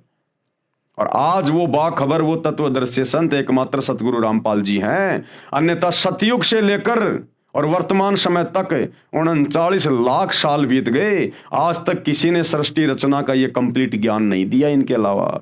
तो ये स्वयं बाखबर है, तत्वदर्शी संत है, स्वयं ये अल्लाह कबीर है। इसी सच्चिदानंद घन ब्रह्म की वाणी को तत्व ज्ञान भी कहते हैं, यानी सतगुरु रामपाल जी के सत्संगों को ही तत्व ज्ञान कहते हैं। सतगुरु रामपाल जी के द्वारा लिखी गई पुस्तकों में जो ज्ञान है उसी को तत्व ज्ञान कहते हैं, जो आप जी देख रहे हैं। गीता अध्याय 15 श्लोक 4 में कहा है कि तत्व ज्ञान की प्राप्ति के पश्चात ये शैतान ये काल कह रहा है अर्जुन को कि जब तेरे को उस तत्वदर्शी संत से तत्व ज्ञान प्राप्त हो जाए, पहली बात तो बड़ा मुश्किल है उस तत्वदर्शी संत की पहचान करना। वो तत्वदर्शी संत स्वयं पृथ्वी पर आकर अपनी पहचान करवाता है, कोई जीव की औकात नहीं जो उसको पहचान ले। ये अल्लाह कबीर है। तो आज आप और हमारा सौभाग्य है, परमात्मा ने अपने ज्ञान का, अपनी रहमत का पिटारा खोल रखा है, स्वयं अपनी पहचान करवा रहा है आगे बढ़ के। अन्यथा सतयुग से लेकर द्वापर तक साधु संत महात्मा ऋषि मुनि तड़प तड़प के मर गए, जंगलों में जा जाके साधना करके तप करके शरीर गड़ा दिया। शेख फरीद जैसों ने अपना शरीर मिट्टी बना दिया, बाजीद जैसों ने जंगल में गुफाओं में जा जाके साधना की। ऋषि मुनियों की आंखों की पलकें जमीन पे टिक जाया करती थी, इतने समय तक भगवान की खोज में, उसकी भक्ति में बैठे रहते थे, घर परिवार छोड़ के, अन्न पानी छोड़ के। लेकिन वो तरीका सही नहीं था, जिस कारण से उनको भी तत्वदर्शी संत नहीं मिला। और इतनी साधना करके, इतना तप करके, इतना बलिदान करके भी वो गधे कुत्ते सुअर बन के घूम रहे हैं। आज आप और हमारा सौभाग्य, क्योंकि ये कलयुग की बिचली पीढ़ी का समय है, ये भक्ति युग है। इसी समय परमात्मा धरती पे आता है, अल्लाह कबीर विशेष तौर पर आत्माओं का मोक्ष करने के लिए। तो आज आप और हमारा कितना बड़ा सौभाग्य है, गोल्डन चांस है। बिन बुलाए परमात्मा धरती पे आया हुआ है और आगे बढ़कर हमें अपनी जानकारी दे रहा है। ना जंगल में जाना, ना तप करना, ना भूखा मरना, ना परिवार छोड़ना, इतनी सहज और सरल भक्ति दे रहा है कि भैया ये मंत्रों का जाप करो, अपना धंधा करो, अपने बाल बच्चों के साथ में रहो, ये राम नाम के लड्डू खाओ और अपने बच्चों को भी खिलाओ। इतना सरल तरीका, ना मंदिर में जाना, ना मस्जिद में जाना, ना व्रत करना, ना रोजे करना, ना भूखा मरना, कुछ नहीं करना, इतना आसान तरीका। तो आज आप और हमारा सौभाग्य है, अन्यथा इसको कोई पहचान नहीं सकता, इसको कोई जान नहीं सकता। तो क्या कह रहे हैं कि तत्व ज्ञान की प्राप्ति के पश्चात कि भाई जब तुझे तेरे सौभाग्य से तुझे वो तत्वदर्शी संत मिल जाए और तू उससे वो तत्व ज्ञान प्राप्त कर ले, यानी तू जब उसके सत्संग सुनना शुरू कर दे और बात यदि तेरे समझ में आने लग जाए, उसके बाद परमेश्वर के यानी अल्लाह कबीर के उस परम पद की खोज, जहां पर वो रहता है, सिंहासन पे बैठा है, उसकी खोज करनी चाहिए। यानी फिर तेरी इच्छा होनी चाहिए कि अब मेरा मोक्ष हो, अब मैं सतलोक जाऊं, सचखंड जाऊं, इस शैतान के जाल से बाहर निकल के सदा सदा अपने पिता के पास, अपने परवरदिगार के पास जाऊं। जहां जाने के पश्चात यानी सतलोक जाने के पश्चात साधक यानी भगत कभी लौटकर फिर से संसार में नहीं आता। इस काल के शैतान के लोक में, इस पृथ्वी पर, इस 21 ब्रह्मांड में फिर वो आत्मा दोबारा नहीं आएगी। और इससे भी सुंदर लोक उस परमेश्वर का, अल्लाह का, जहां पर सारे सुख भोगेगी वो, अर्थात उसका पूर्ण मोक्ष हो जाता है। उसी परमात्मा ने, उसी अल्लाह कबीर ने, अल्लाह अकबर ने, परमेश्वर ने, उसी परमात्मा ने संसार रूपी वृक्ष की रचना की है, यानी दुनिया रची है। 6 दिन में आसमान और जमीन के बीच में जो भी कुछ था उसी ने रचा। केवल उसी की भक्ति करो, केवल उसी की भक्ति करनी चाहिए। ये मुसलमान भाई मस्जिदों में जा जाके पत्थरों को सिजदा कर रहे हैं, तुम कहां उस अल्लाह कबीर की भक्ति कर रहे हो? अरे जो पीर पैगंबर मर गए, जो ओलिया मर गए, मुल्ला मौलवी मर गए, उनकी मजारों में, उनके समाधियों पे जाके तुम मत्था टेक रहे हो। परमात्मा अपनी वाणी में कहते हैं, हिंदू हदीरे पूज ही, हदीरे यानी ये साधु संतों की समाधि उनके मरने के बाद में, हिंदू हदीरे पूज ही और मुस्लिम पूजे घोर। घोर यानी ये मजारें, ये ओलिया मर गए, कोई पीर मर गया, उसकी समाधि बना दी, उसको कहते हैं घोर। तो कहते हैं हिंदू हदीरे पूज ही और मुस्लिम पूजे घोर। और कहते हैं दोनों धर्मों की अकल को ये खा गए हैं चोर। इस शैतान ने दोनों धर्म के लोगों की बुद्धि को हर लिया। इनको अल्लाह की जानकारी नहीं है, ये पत्थर पूजते फिरते हैं मंदिरों में, मस्जिदों में, मज़ारों पे, दरगाहों पे। ये अल्लाह की भक्ति नहीं कर रहे, ये शैतान की भक्ति कर रहे हैं, पत्थर पुजारी हो गए। केवल उसी की भक्ति करो। गीता ज्ञान दाता अपनी साधना से श्रेष्ठ उस परमात्मा की भक्ति को मानता है। कौन है ये गीता ज्ञान दाता? गीता का ज्ञान देने वाला शैतान काल, जिसने हजरत मोहम्मद जी को कुरान का ज्ञान दिया। ये अपनी भक्ति से ज्यादा उत्तम भक्ति, श्रेष्ठ भक्ति उस परमात्मा की बता रहा है, अपने से अन्य अल्लाह की, परमात्मा की। उसी से परमेश्वर का वह परम पद प्राप्त होता है, जिसे प्राप्त करने के बाद जीव का जन्म मृत्यु का चक्कर सदा के लिए समाप्त हो जाता है। यानी उसी अल्लाह कबीर की भक्ति से फिर ये गधे कुत्ते बनने का झंझट समाप्त हो जाता है, नरक में जहन्नुम में जाने का झंझट समाप्त हो जाता है। अब श्री गुरु ग्रंथ साहिब में कहां प्रमाण है सृष्टि रचना का, उस एक परमात्मा का? धीरे धीरे सभी सदग्रंथों का नंबर आ रहा है। तो अब श्री गुरु ग्रंथ साहिब का नंबर आ गया, क्योंकि वो परमात्मा सभी धर्मों में आत्माओं को आके मिलता है। सिख धर्म के प्रवर्तक आदरणीय नानक जी को वो परमात्मा आके मिला बेई नदी पर। उनकी आत्मा को उनके शरीर से निकालकर 3 दिन तक अपने साथ रखा, ऊपर अपने सतलोक लेके गए, सब कुछ दिखाया जैसे गरीबदास जी को लेकर गए थे। और वापस आकर गरीबदास जी ने उनकी दिव्य दृष्टि खुलने के बाद फिर सदग्रंथ साहिब की रचना की। इसी प्रकार नानक जी ने फिर वापस आकर गुरु ग्रंथ साहिब की रचना करी, जिसमें उस परमात्मा के बारे में, सचखंड के बारे में, नानक जी का गुरु कौन था, साफ साफ लिखा है। धाणक रूप रहा करतार, यानी वो काशी वाला धाणक, यानी कबीर परमात्मा धाणक जाति में आए थे 650 साल पहले।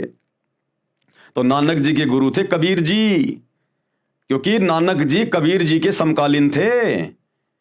और काशी वाले कबीर जी, अल्लाह कबीर, नानक जी को बेई नदी सुल्तानपुर में, जो पश्चिमी पाकिस्तान में थी उस समय, वहां आकर मिले थे और उनको अपना शिष्य बनाया था, अपना ज्ञान दिया था। उसके बाद नानक जी ने गुरु ग्रंथ साहिब की रचना करवाई, ये वाणियां बोली, जिसमें कंप्लीट सृष्टि का ज्ञान है। लेकिन सिख धर्म के भाई बहन समझ नहीं पा रहे, जिस प्रकार मुसलमान धर्म के भाई बहन नहीं समझ पा रहे अपनी पुस्तकों को, हिंदू वेदों और गीता को नहीं समझ पा रहे, ईसाई बाइबल को नहीं समझ पा रहे, इसी प्रकार सिख धर्म के मानने वाले गुरु ग्रंथ साहिब को नहीं समझ पा रहे।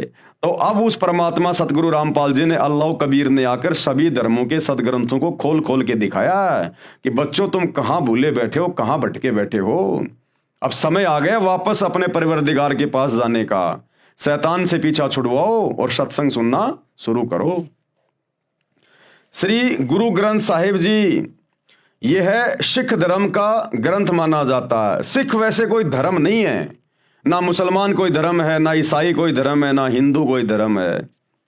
सिख कोई धर्म नहीं था। नानक जी जिनको अपना उपदेश देते थे उनको अपना शिष्य बनाया करते थे। और ये जो सरदार भाई हैं, ये शिष्य को सिख कहा करते हैं। सिख यानी जो शिष्य होता है, आगे चलकर सिख धर्म के नाम से बन गया।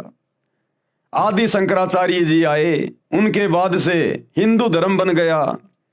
ईसा मसीह के बाद उनके फॉलोवर ने ईसाई धर्म बना दिया।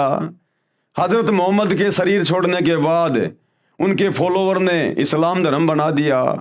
तो ये धर्म आप और हमारी मनमुखी सोच है, ये अल्लाह की तरफ से नहीं है।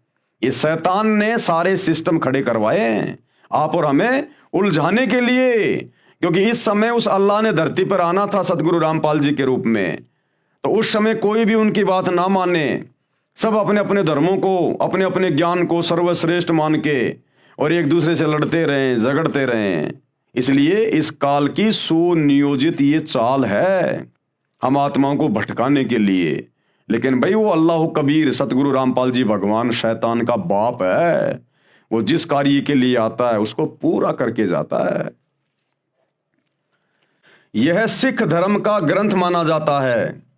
वास्तव में यह कई महात्माओं की अमृतवाणी का संग्रह है, जिसमें श्री नानक देव जी की वाणी अर्थात महिला पहला की वाणी तत्व ज्ञान अर्थात सूक्ष्म वेद से मेल खाती है, क्योंकि नानक जी को खुद कबीर परमात्मा मिले थे। क्योंकि श्री नानक जी को परमात्मा मिले थे, अल्लाह कबीर मिले थे, कबीर जी मिले थे।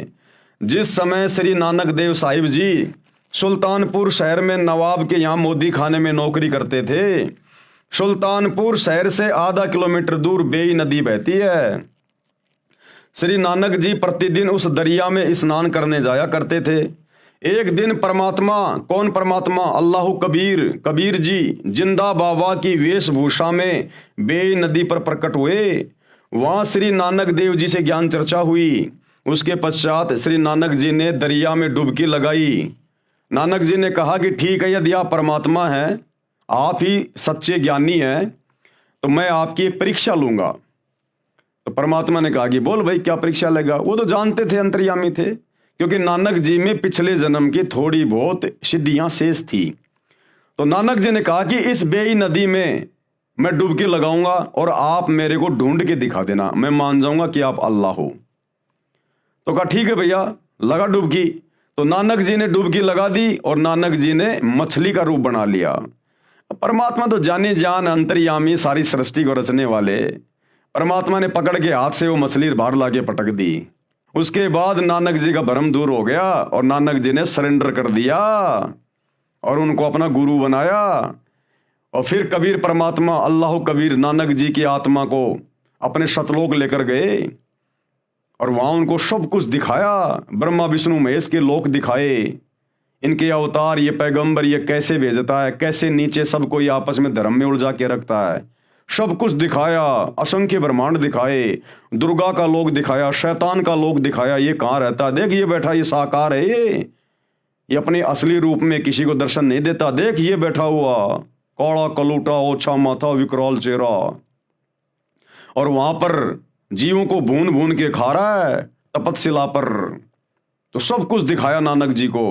फिर नानक जी ने वापस आकर और अपनी वाणियों का संग्रह करवाया गुरु ग्रंथ साहिब के रूप में, जो आज हम देख रहे हैं। वहां श्री नानक देव जी से ज्ञान चर्चा हुई। उसके पश्चात श्री नानक जी ने दरिया में डुबकी लगाई, लेकिन बाहर नहीं आए। वहां उपस्थित व्यक्तियों ने मान लिया कि नानक जी दरिया में डूब गए हैं।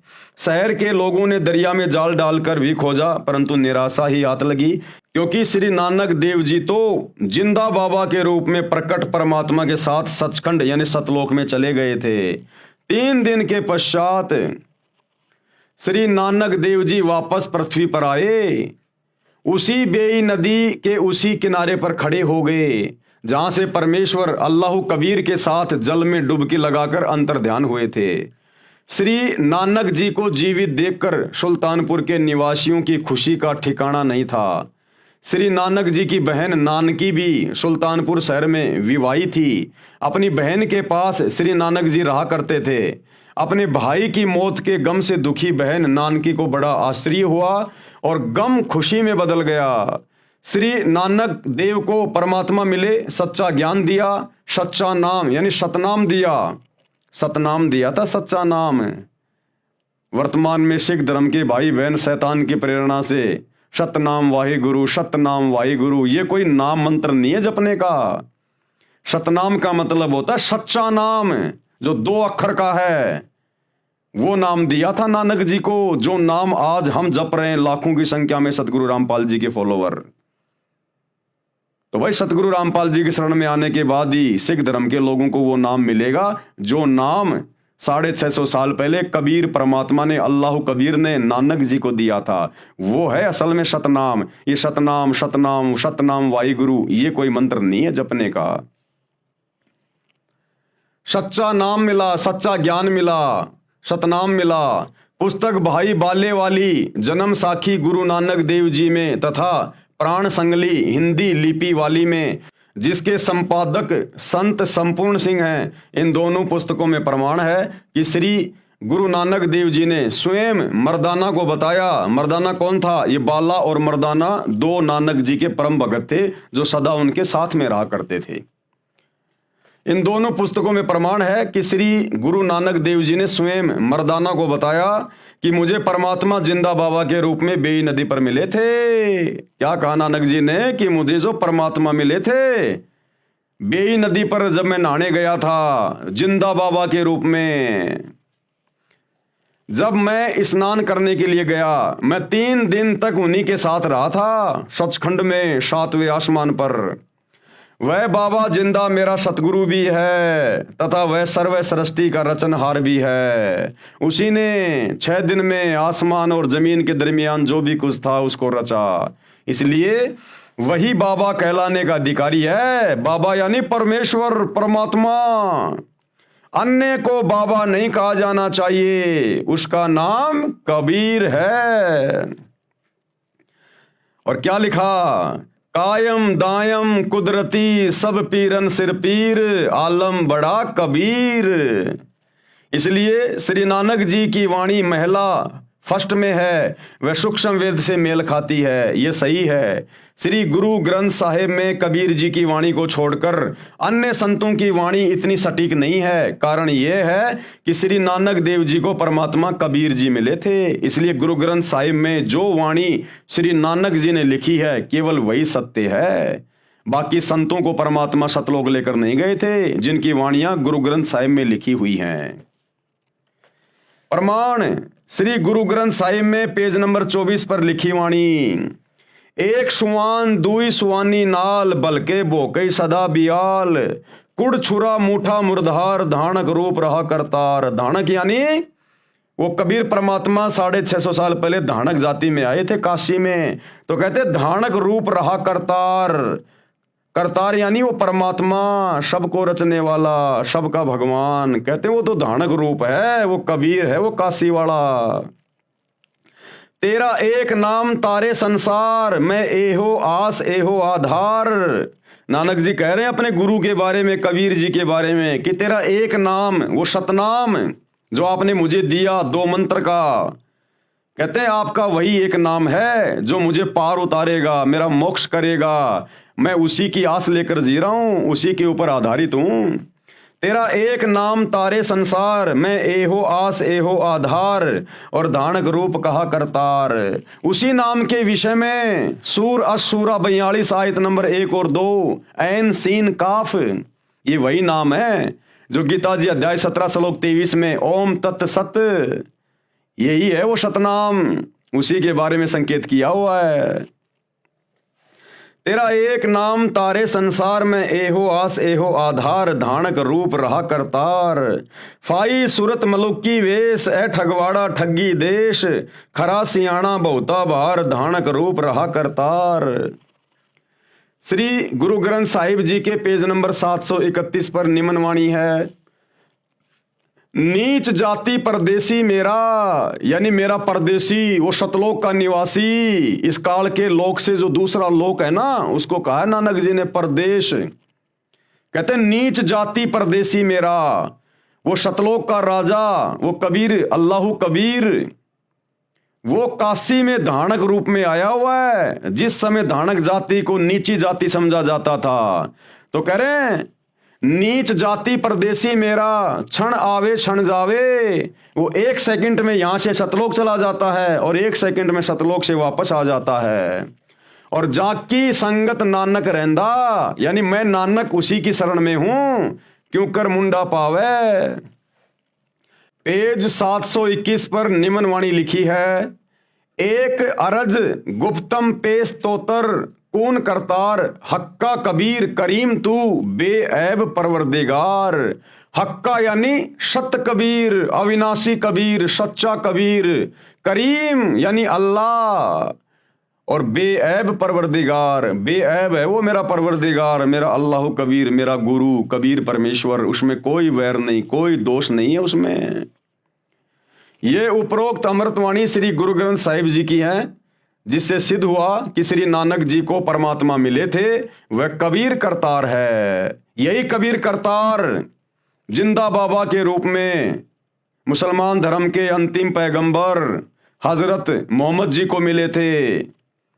यही कबीर करतार आदरणीय गरीबदास जी को मिले, धर्मदास जी को मिले। यही कबीर करतार वर्तमान में संत रामपाल जी के रूप में धरती पे आया हुआ है।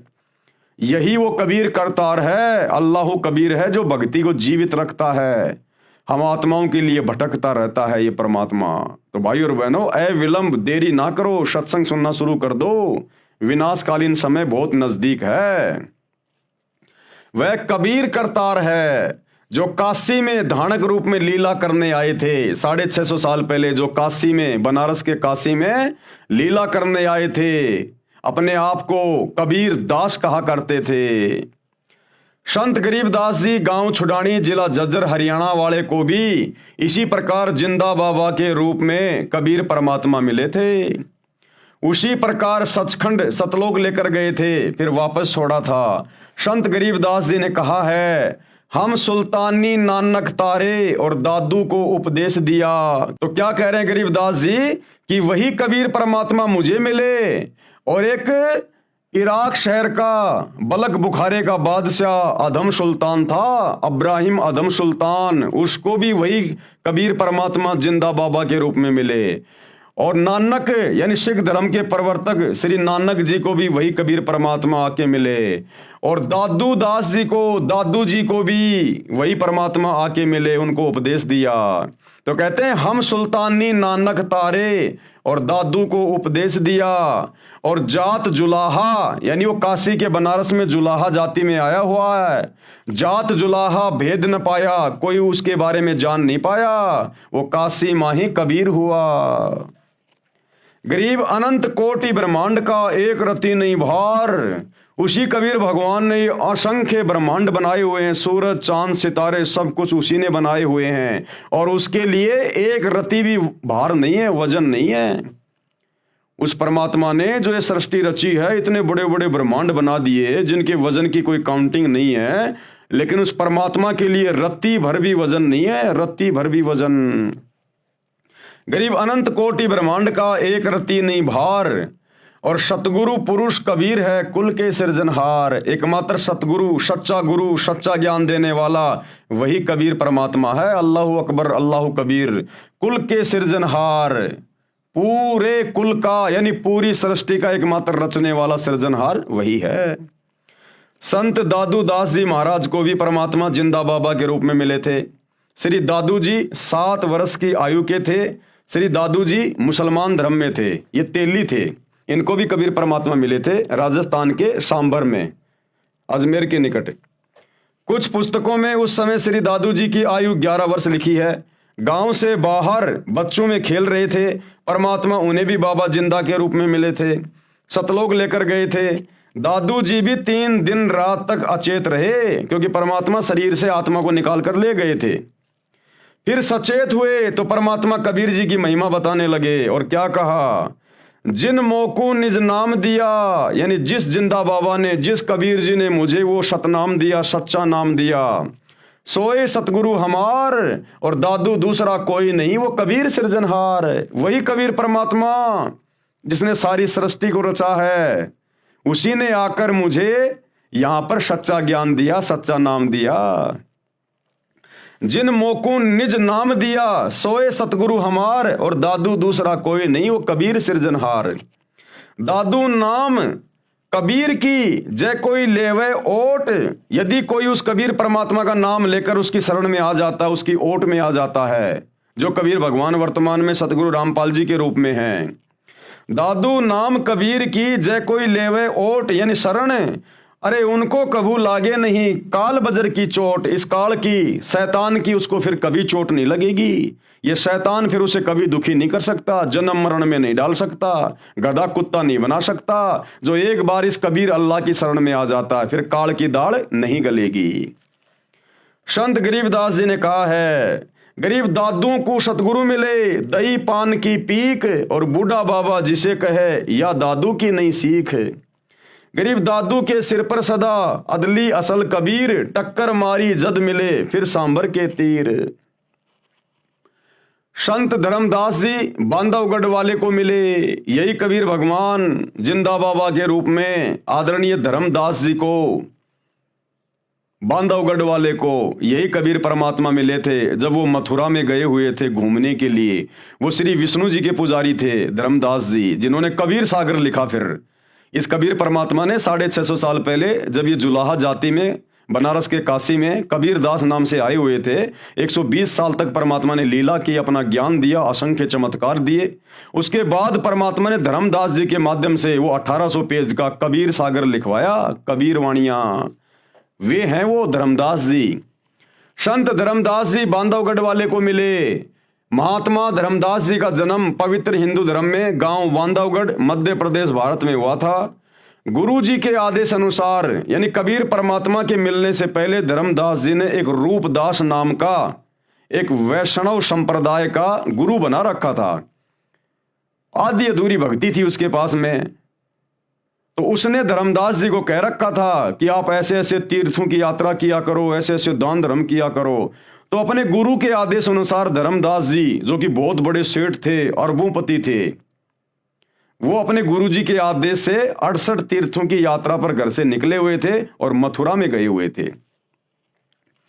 गुरु जी के आदेश अनुसार तीर्थों का भ्रमण करते हुए धर्मदास जी मथुरा में पहुंचे तो समर्थ परमात्मा, कादिर खुदा, ये कबीर भगवान जिंदा महात्मा के रूप में मिले थे। धर्मदास जी को भी परमात्मा यानी अल्लाह कबीर सतलोक लेकर गए थे और धर्मदास जी को भी परमात्मा सतलोक लेकर गए थे।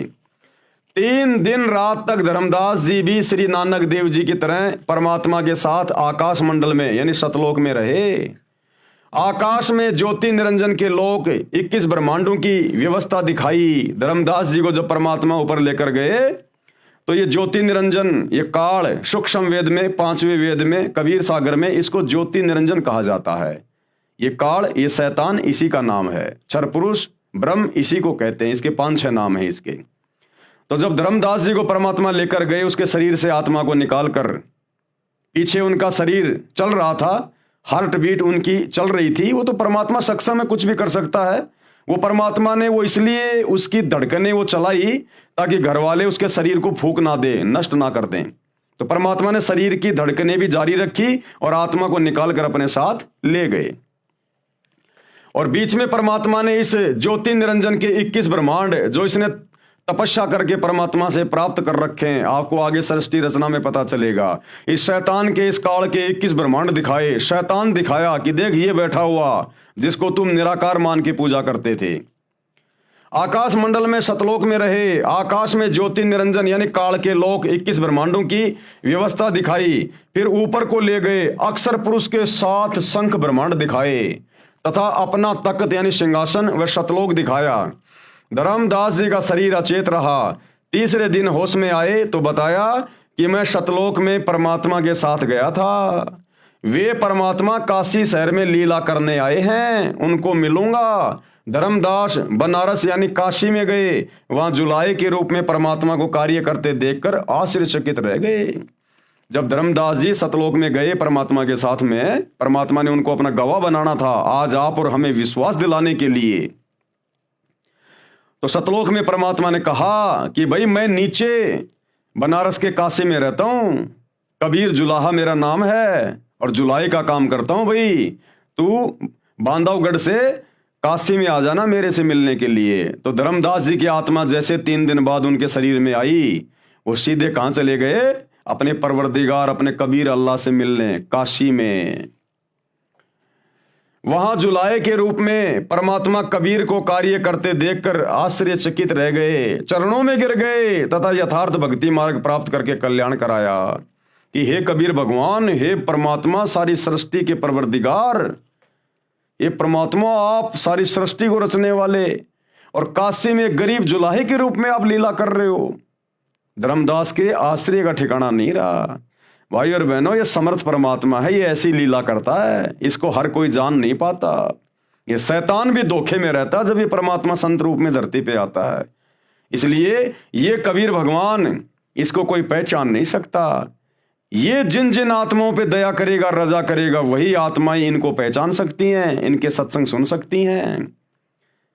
ये जो पुस्तकें जो आपको दिखाई जा रही है, वीडियो बनाए जा रहे हैं, गुरुदेव ने लाखों की संख्या में जो सत्संग कर दिए, भले पूरी दुनिया पढ़ो, पूरी दुनिया सुनो, लेकिन उनकी शरण में वही आएगा जिसके ऊपर उनकी खुद की रजा होगी, उनकी मर्जी होगी।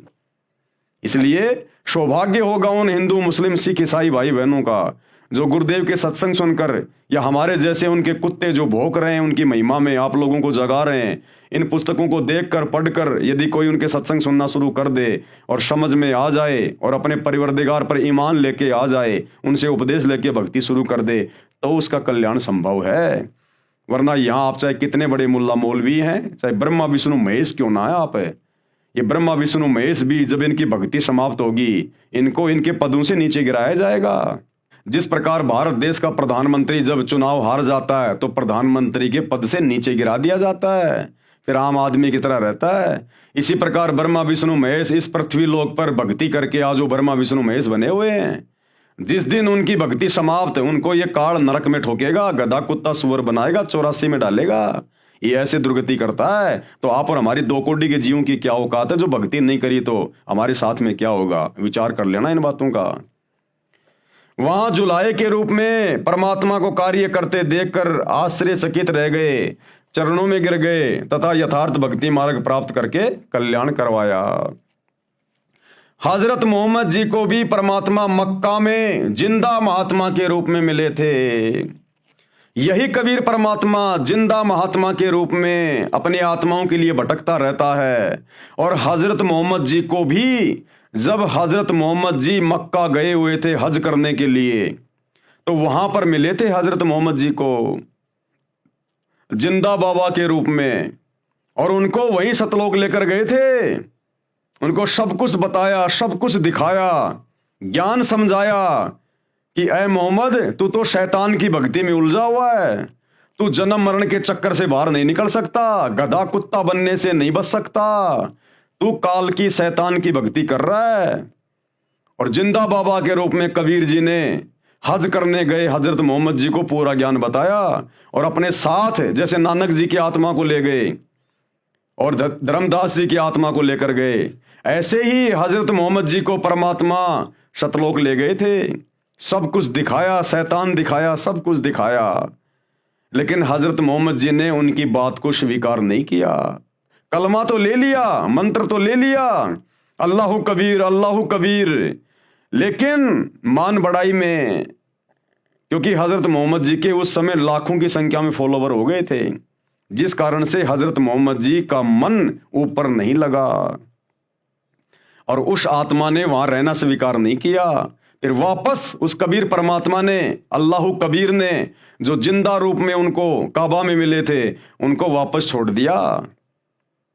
इसलिए तो हजरत मोहम्मद जी को काल कह रहा है सूरत फुरकानी 25 आयत नंबर 52 से 59 में कि ऐ हजरत तुझे जो जिंदा मिला था, जो चैतन्य मिला था, जो कभी मरने वाला नहीं है, वो जिंदा बाबा के रूप में जो तुझे काबा में मिला था, जिसने 6 दिन में आसमान और जमीन के दरमियान जो भी कुछ था वो बनाया और 7वें दिन तख्त पे जा विराजा, उसकी जानकारी किसी बाखबर से जा पूछ कि उसकी भक्ति से मोक्ष होगा। मैं कंप्लीट अल्लाह नहीं हूं, मैं तो डुप्लीकेट हूं।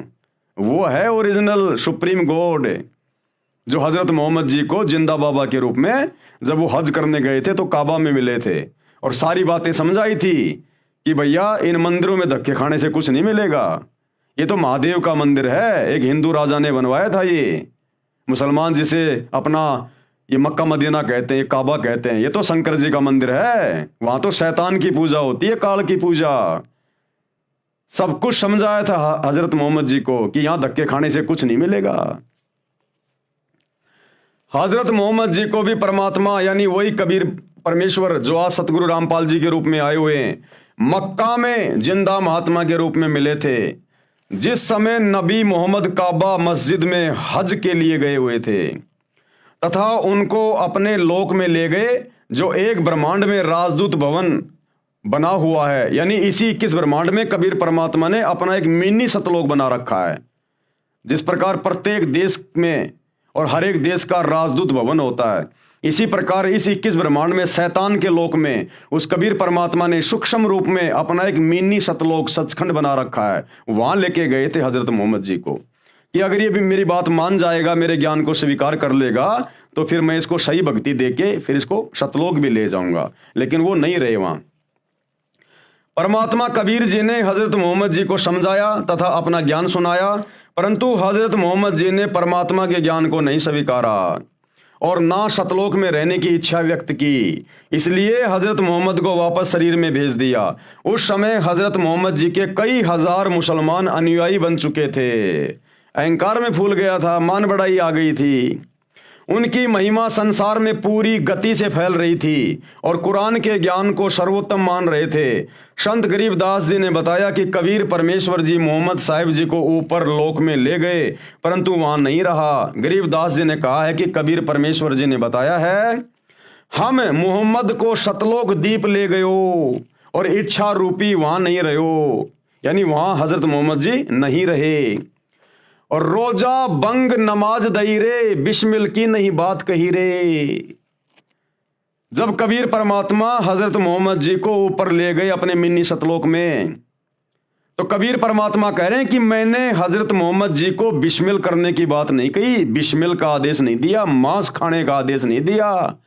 क्या आदेश दिया था इस कबीर परमात्मा ने हजरत मोहम्मद जी को? रोजा बंग और नमाज दई रे, ये करने के लिए कहा था मैंने। बिस्मिल की नहीं बात कही रे, मांस खाने का आदेश नहीं दिया। मारी गऊ शब्द के तीरम। देखो भाई और बहनों, ये इतना दयालु भगवान है। शैतान ने तो कुछ देना ही नहीं था हजरत मोहम्मद को, खाली उल्टा ज्ञान देना था। ये रोजा बंग और नमाज का आदेश भी इसी कबीर परमात्मा सतगुरु रामपाल जी ने हजरत मोहम्मद जी को 1400 साल पहले दिया था, क्योंकि मालिक को पता था कि अभी इनको धर्म से जोड़ के रखना है। जब तक ये वर्तमान का समय नहीं आना था, ये वर्तमान का कलयुग की पिछली पीढ़ी का समय, ये मोक्ष मार्ग है, तो 1400 साल पहले हजरत मोहम्मद जी क्या करते? ये शैतान तो सबको नास्तिक बना देता, भक्ति और भगवान से कोसों दूर कर देता। ये तो भक्ति से धर्म का नामो निशान मिटा देता, धार्मिकता का। इसलिए कबीर परमात्मा मालिक को पता था कि ये शैतान इस आत्मा को भ्रमित करेगा और अपना जाल फैलाएगा, सबको नास्तिक बनाएगा। तो ये कबीर परमात्मा अल्लाह कबीर भी हजरत मोहम्मद जी को मिले जब वो हज करने गए थे मक्का में। उनकी आत्मा को ऊपर ले गए मिनी सतलोक में, और परमात्मा ने उसको फिर आदेश दे दिया कि 5 समय की नमाज कर और ये रोजे वगैरह कर, ये बंग वगैरह, ये आदेश दिया था ताकि 1400 साल तक हजरत मोहम्मद जी के माध्यम से एक पंथ शुरू हो जाएगा और लोग कम से कम मेरे द्वारा बताई गई ये छोटी मोटी साधना करते रहेंगे, तो इनको मनुष्य जन्म मिलते रहेंगे और मनुष्य जन्म मिलते रहेंगे, इनके अंदर धर्म के प्रति धार्मिकता रहेगी। तो फिर कलयुग की पिछली पीढ़ी में 1997 के बाद फिर मैं इनको अपनी जानकारी देकर, जब मैं संत रूप में आऊंगा, संत रामपाल रूप में आऊंगा, उस समय फिर मैं इन आत्माओं को अपनी शरण में ले लूंगा, अपना संदेशा इन तक पहुंचा दूंगा। तो ये सारी दयालुता इस कबीर भगवान की है। तब कहीं जाकर ये मुसलमान धर्म चल रहा है, ये ईसाई धर्म चल रहा है। अगर ईसा मसीह की मौत के बाद, जैसे ईसा मसीह की दुर्गति से मौत हुई, कितना तड़पा तड़पा के शरीर में कीले ठोक ठोक के उनको मारा गया। ईसा मसीह की मौत के बाद इसी कबीर भगवान ने, अल्लाह कबीर ने ईसा मसीह का रूप बनाया और 40 दिन तक रहे, चमत्कार किए। मरियम के भाई लाजर को मुर्दे से जिंदा किया। अगर परमात्मा हजरत ईसा का रूप बना के प्रकट ना होते और वो चमत्कार ना करते 40 दिन तक, तो जिस प्रकार से शैतान ने हजरत ईसा को मृत्यु दंड दिलवाया, उसकी दुर्गति को देखकर आज कोई भी व्यक्ति भक्ति नहीं करता, आज कोई भी ईसाई नहीं होता। सब लोग यही सोचते कि जो ईसा मसीह अपने आप को परमेश्वर का पुत्र कहा करता था, जब उसकी भक्ति करते करते अंत में ऐसी दर्दनाक दुखदायक अकाल मृत्यु हुई है, जानवर से भी बदतर मौत मिली, तो फिर क्या फायदा ये भक्ति करने का? हमें क्या मिलेगा? सब लोग नास्तिक हो जाते। इस शैतान का षड्यंत्र था ये, पूरे समाज को नास्तिक करने का।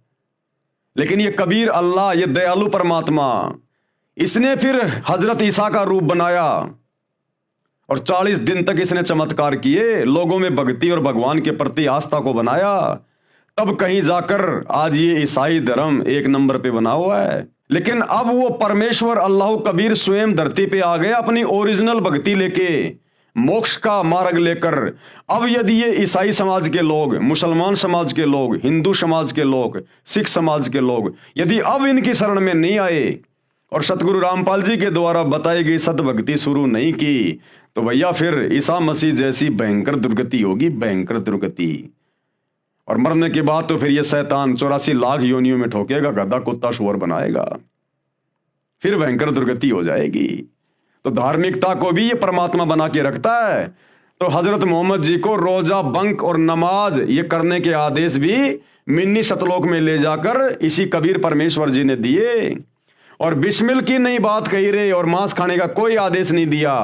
ये मांस खाने का आदेश फिर बाद में शैतान ने अपने फरिश्तों के माध्यम से इन हदीसों में लिखवा दिया। मारी गऊ शब्द के तीरम, ऐसे होते मोहम्मद पीरम।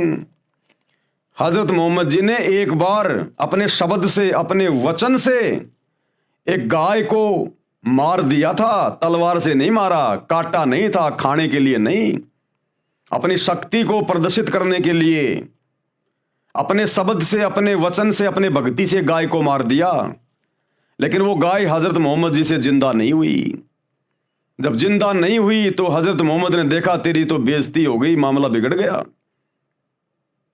उसके बाद उसको वो बात याद आई जो कबीर परमात्मा ने उसको बताई थी जब सतलोक लेकर गए थे कि ऐ हजरत मोहम्मद, ये कलमा मैं तेरे को दे रहा हूं, इसका जाप किया कर, अल्लाह कबीर अल्लाह कबीर अल्लाह कबीर।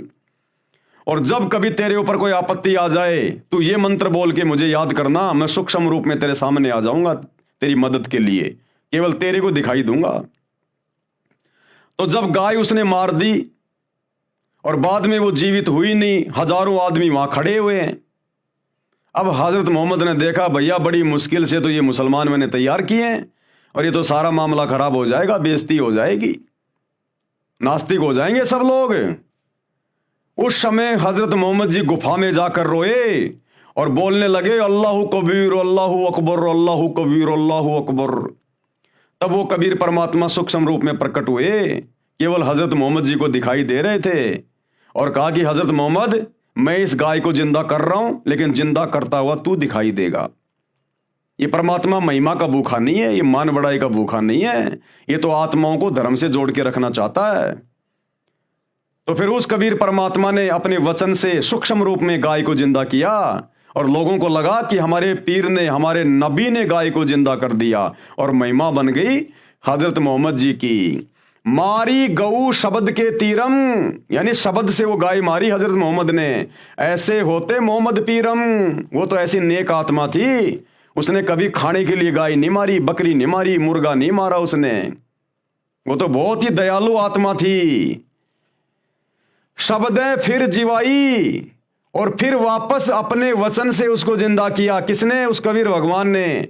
जीव राख्या मांस नहीं बाख्या, उसको काट के खाया नहीं। ऐसे पीर मोहम्मद भाई, वो तो ऐसी नेक आत्मा, ऐसी पाक और पवित्र आत्मा थी, उसने गाय को शब्द से मार के वापस जिंदा कर दिया। करने वाले तो परमात्मा थे, महिमा उनको दी जा रही है।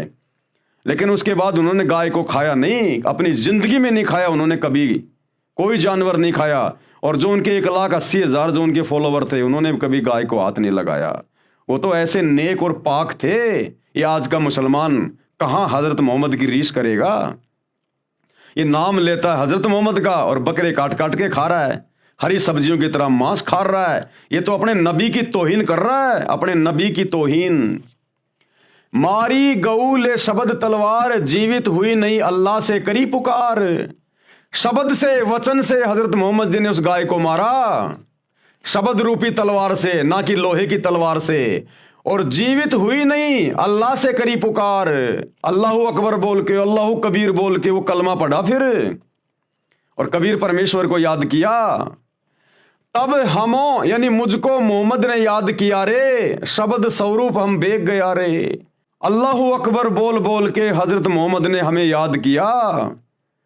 और कबीर परमेश्वर कहते हैं तब हम वहां पर सूक्ष्म रूप में हजरत मोहम्मद के सामने प्रकट हुए। तब हमों यानी मुझको मोहम्मद ने याद किया रे, शब्द स्वरूप हम बेग गया रे, तुरंत पहुंच गए। मुई गऊ हमने तुरंत जिवाई, मुई यानी वो मरी हुई गाय हमने तुरंत जिंदा कर दी सूक्ष्म रूप में। तब मोहम्मद के निश्चय आई, तब मोहम्मद को विश्वास हुआ कि ये अल्लाह जो मुझे जिंदा बाबा के रूप में मिला था, जो मुझे सतलोक लेकर गया था, ये वास्तव में अल्लाह कबीर है, ये समर्थ है, यही परमात्मा है। तब मोहम्मद के निश्चय आई, तुम कबीर अल्लाह दरवेशा, ये कबीर परमात्मा तुम ही अल्लाह हो जो दरवेश रूप में साधु संत के रूप में आते हो। तुम कबीर अल्लाह दरवेशा, मोमिन मोहम्मद का गया अंदेशा। उस मुसलमान मोहम्मद का पूरा अंदेशा समाप्त हो गया, सारी शंका समाप्त हो गई कि ओरिजिनल अल्लाह कौन है। कहा मोहम्मद सुन जिंदा साहेब, हजरत मोहम्मद ने क्या कहा? सुन जिंदा साहेब, ये कबीर भगवान जिंदा बाबा, तुम अल्लाह कबीर और सब नायब, केवल तुम ही एकमात्र अल्लाह कबीर हो, बाकी सब नायब हैं, नीचे नीचे हैं, सब नौकर हैं बाकी सब। यानी उस शैतान को भी हजरत मोहम्मद ने डुप्लीकेट साबित कर दिया जिसने कुरान शरीफ का ज्ञान दिया था। क्या कह रहे हैं उस जिंदा बाबा को, अल्लाह कबीर को? तुम अल्लाह कबीर और सब नायब और सब तुमसे नीचे हैं। कुरान शरीफ की सूरत फुरकानी 25 आयत नंबर 52 से 59 में भी है। कुरान शरीफ के ज्ञानदाता को, कुरान शरीफ के ज्ञानदाता को यानी डुप्लीकेट अल्लाह को हजरत मोहम्मद तथा मुसलमान धर्म के सभी श्रद्धालु अपना खुदा मानते हैं, उसी को पूर्ण परमात्मा भी मानते हैं। इन 52 से 59 आयतों में कुरान ज्ञानदाता ने यानी उस शैतान ने कहा है कि ए पैगंबर हजरत मोहम्मद, जो कुरान की आयतों में मैंने तुझे जो ज्ञान दिया है, तू उस पर अडिग रहना, दृढ़ रहना। अल्लाह कबीर है, इबादत ही कबीरा, वो अल्लाह कबीर है इबादत के योग्य। और ये काफिर, ये बाकी मुसलमान, बाकी लोग उस अल्लाह पर, उस कबीर अल्लाह पर विश्वास नहीं करते। तुम इनकी बातों में मत आना, इनके साथ संघर्ष करना यानी जिहाद करना। जिहाद का मतलब होता है संघर्ष करना, मारना काटना नहीं होता जिहाद का मतलब। इनके साथ संघर्ष करना, झगड़ा नहीं करना। हे पैगंबर, ये कबीर नामक परमात्मा है जिसने किसी को बेटा, बहू, सास, ससुर व नाती बनाया है। कौन कह रहा है हजरत मोहम्मद को ये सारी बातें? वो डुप्लीकेट अल्लाह जिसको मुसलमान समाज अपना अल्लाह मानता, अपना खुदा मानता है, वो शैतान उस बड़े अल्लाह कबीर के बारे में बता रहा है। क्या कह रहा है? हे पैगंबर, ये कबीर नामक परमात्मा है जिसने किसी को बेटा, बहू, सास, ससुर व नाती बनाया है। तुम उस जिंदा पर भरोसा रखना जो तुझे जिंदा बाबा के रूप में मिला था ना काबा में, उस जिंदा पर भरोसा रखना जो तुझे काबा में मिला था। वह वास्तव में अविनाशी परमात्मा है, अविनाशी, वो कभी मरने वाला नहीं है। वह अपने बंदों यानी भक्तों के गुनाहों यानी पापों को क्षमा कर देता है। कैसे?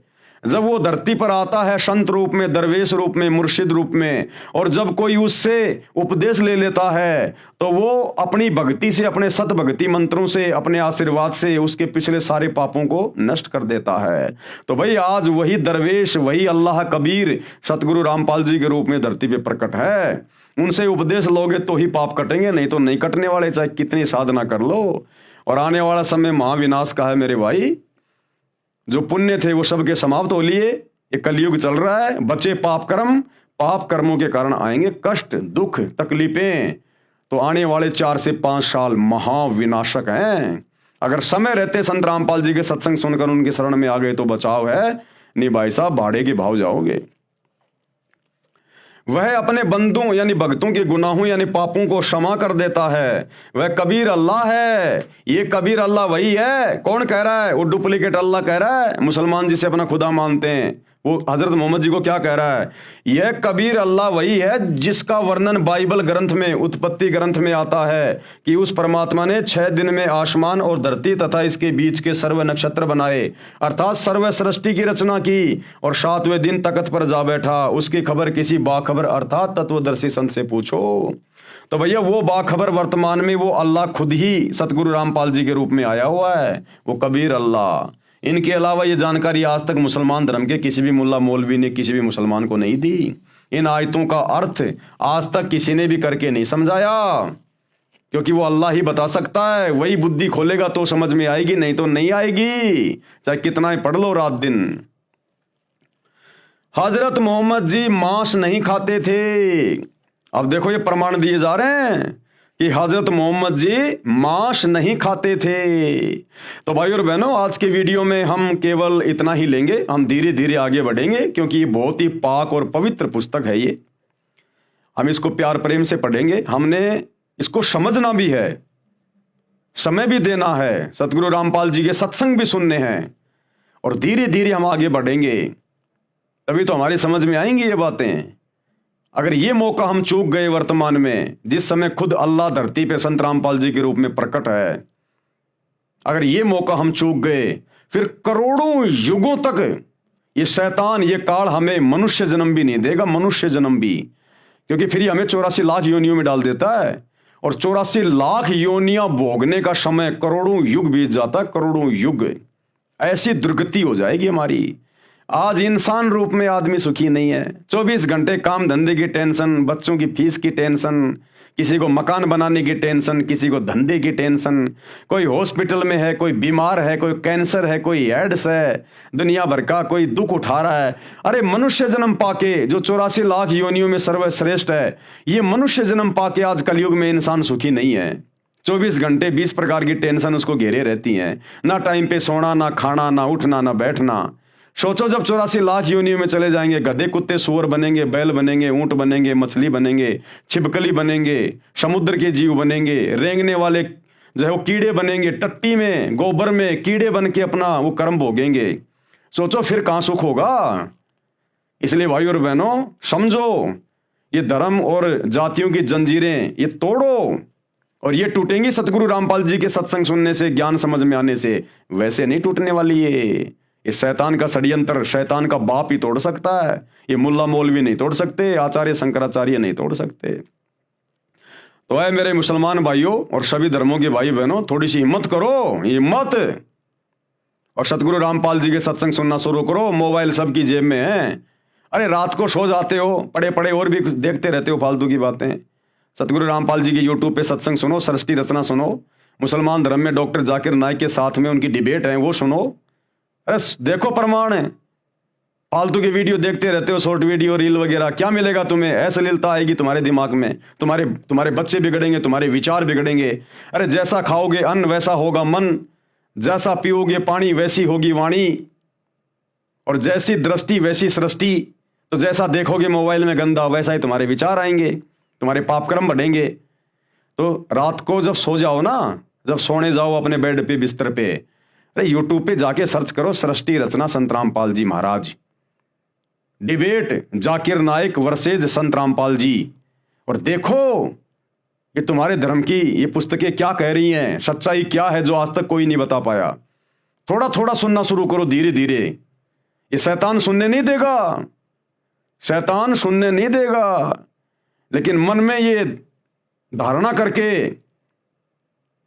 कि हे अल्लाह, सब लोग आपकी इतनी महिमा गा रहे हैं कि आज आप धरती पे आए हुए हो, यदि वास्तव में आप धरती पे आए हुए हो संत रामपाल जी के रूप में, तो शैतान से मेरी बंधन छुड़वाओ, इस दज्जाल से, इस शैतान से, इस काल से मुझे मुक्त करो कि मैं आपके सत्संग सुन सकूं, मेरे ऊपर रहम करो अरदास। फिर देखो तुम्हें समय देगा परमात्मा।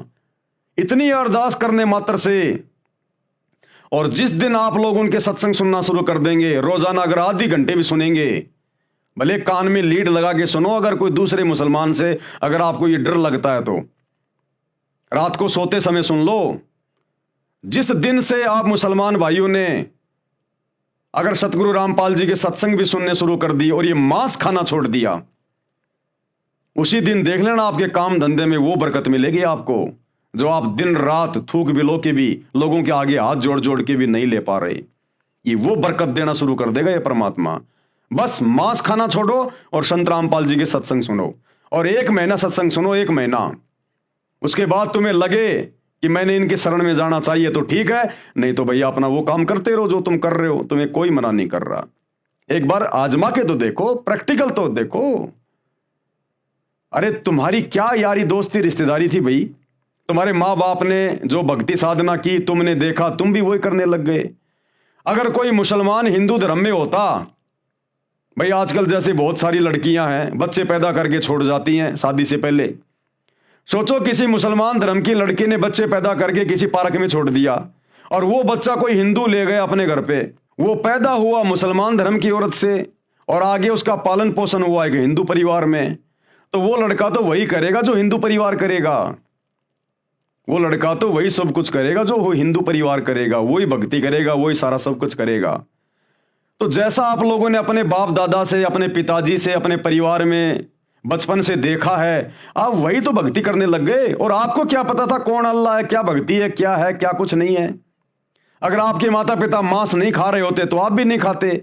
आपके माता पिता जब से आपने आंख खोली वो मांस खाते हुए दिखाई दिए, तो आपके लिए तो हरी सब्जी हो गई मांस। तो थोड़ा सा अपने शास्त्रों को भी देखो भाई, माता पिता के हिसाब से चलने से बात नहीं बनेगी, थोड़ा शास्त्रों के हिसाब से चलो, क्योंकि भक्ति का विधान शास्त्रों में है, माता पिता के पास नहीं होता। तो एक बार शुरू करो सत्संग सुनना भाई और बहनों, नहीं तो बहुत बहुत भयंकर दुर्गति करवा बैठोगे, बहुत भयंकर यहां भी, और मरने के बाद तो शैतान 84 लाख योनियों में और नरक में डालेगा। वो किसी के साथ भेदभाव नहीं करता, वो हिंदू मुसलमान सिख ईसाई नहीं देखता, वो देखता है भक्ति और कर्म। और भक्ति और कर्म के मामले में पूरा मुसलमान समाज, पूरा हिंदू समाज डूबा हुआ है। तो हमारी प्रार्थना है, विनती आप लोगों से, इस पुस्तक के ऊपर अभी तक ये 5वां वीडियो है, तकरीबन 35-40 वीडियो बनेंगे। अगर आप देख लोगे, और खाली ये मेरे वीडियो देखने से बात नहीं बनेगी, सतगुरु रामपाल जी के सत्संग सुनना शुरू करो। उनकी आवाज में, उनके वचन में वो शक्ति है, वो पावर है, वो अंदर जाकर रिएक्शन करना शुरू करेगी उनकी आवाज। वो पूर्ण संत है, अल्लाह कबीर है, उनके वचन में पावर है, शब्द में तुम्हारा हृदय परिवर्तन कर देगी, चेंज कर देगी। तभी तो तुम्हारे घर में, तुम्हारे धंधे में वो बरकत दिखाई देगी तुम्हें, जब उनके सत्संग सुनना शुरू करोगे। काम धंधे पे, अगर काम धंधा तुम्हारा जहां भी है, व्यापार बिजनेस दुकान, वहां अगर तुम सत्संग सुनोगे तो वहां तुम्हें बरकत मिलेगी। घर में सत्संग सुनोगे, तुम्हारे घर में जो है वो बरकत मिलेगी। कोई बीमार है वो स्वस्थ होना शुरू हो जाएगा, घर में लड़ाई झगड़ा है धीरे धीरे ठीक होना शुरू हो जाएगा। एक बार शुरू तो करो, देखो तो सही, आजमा लो, क्या दिक्कत है। कोई पैसे थोड़ी लग रहे हैं, जेब में तुम्हारे मोबाइल है, खाली सत्संग सुनने यूट्यूब पे जाके एक बार देख लो प्रैक्टिकल करके, महीना 2 महीना, कोई बात बने तो ठीक है, नहीं तो फिर ठीक है, काटते रहो अपने बकरे मुर्गे जैसा भी तुम कर रहे हो भाई। तो हमारी तो इतनी सी अरदास है, इतनी सी विनती है। तो आज के वीडियो में केवल इतना ही। कल रात्रि 8 बजे सभी भाई बहन फिर से लाइव जुड़िए। तब तक ये कबीर परमात्मा सतगुरु रामपाल जी भगवान हम सबको आज्ञा दें, इजाजत दें, आशीर्वाद दें। बंदी छोड़ अल्लाह कबीर सतगुरु रामपाल जी भगवान की जय हो।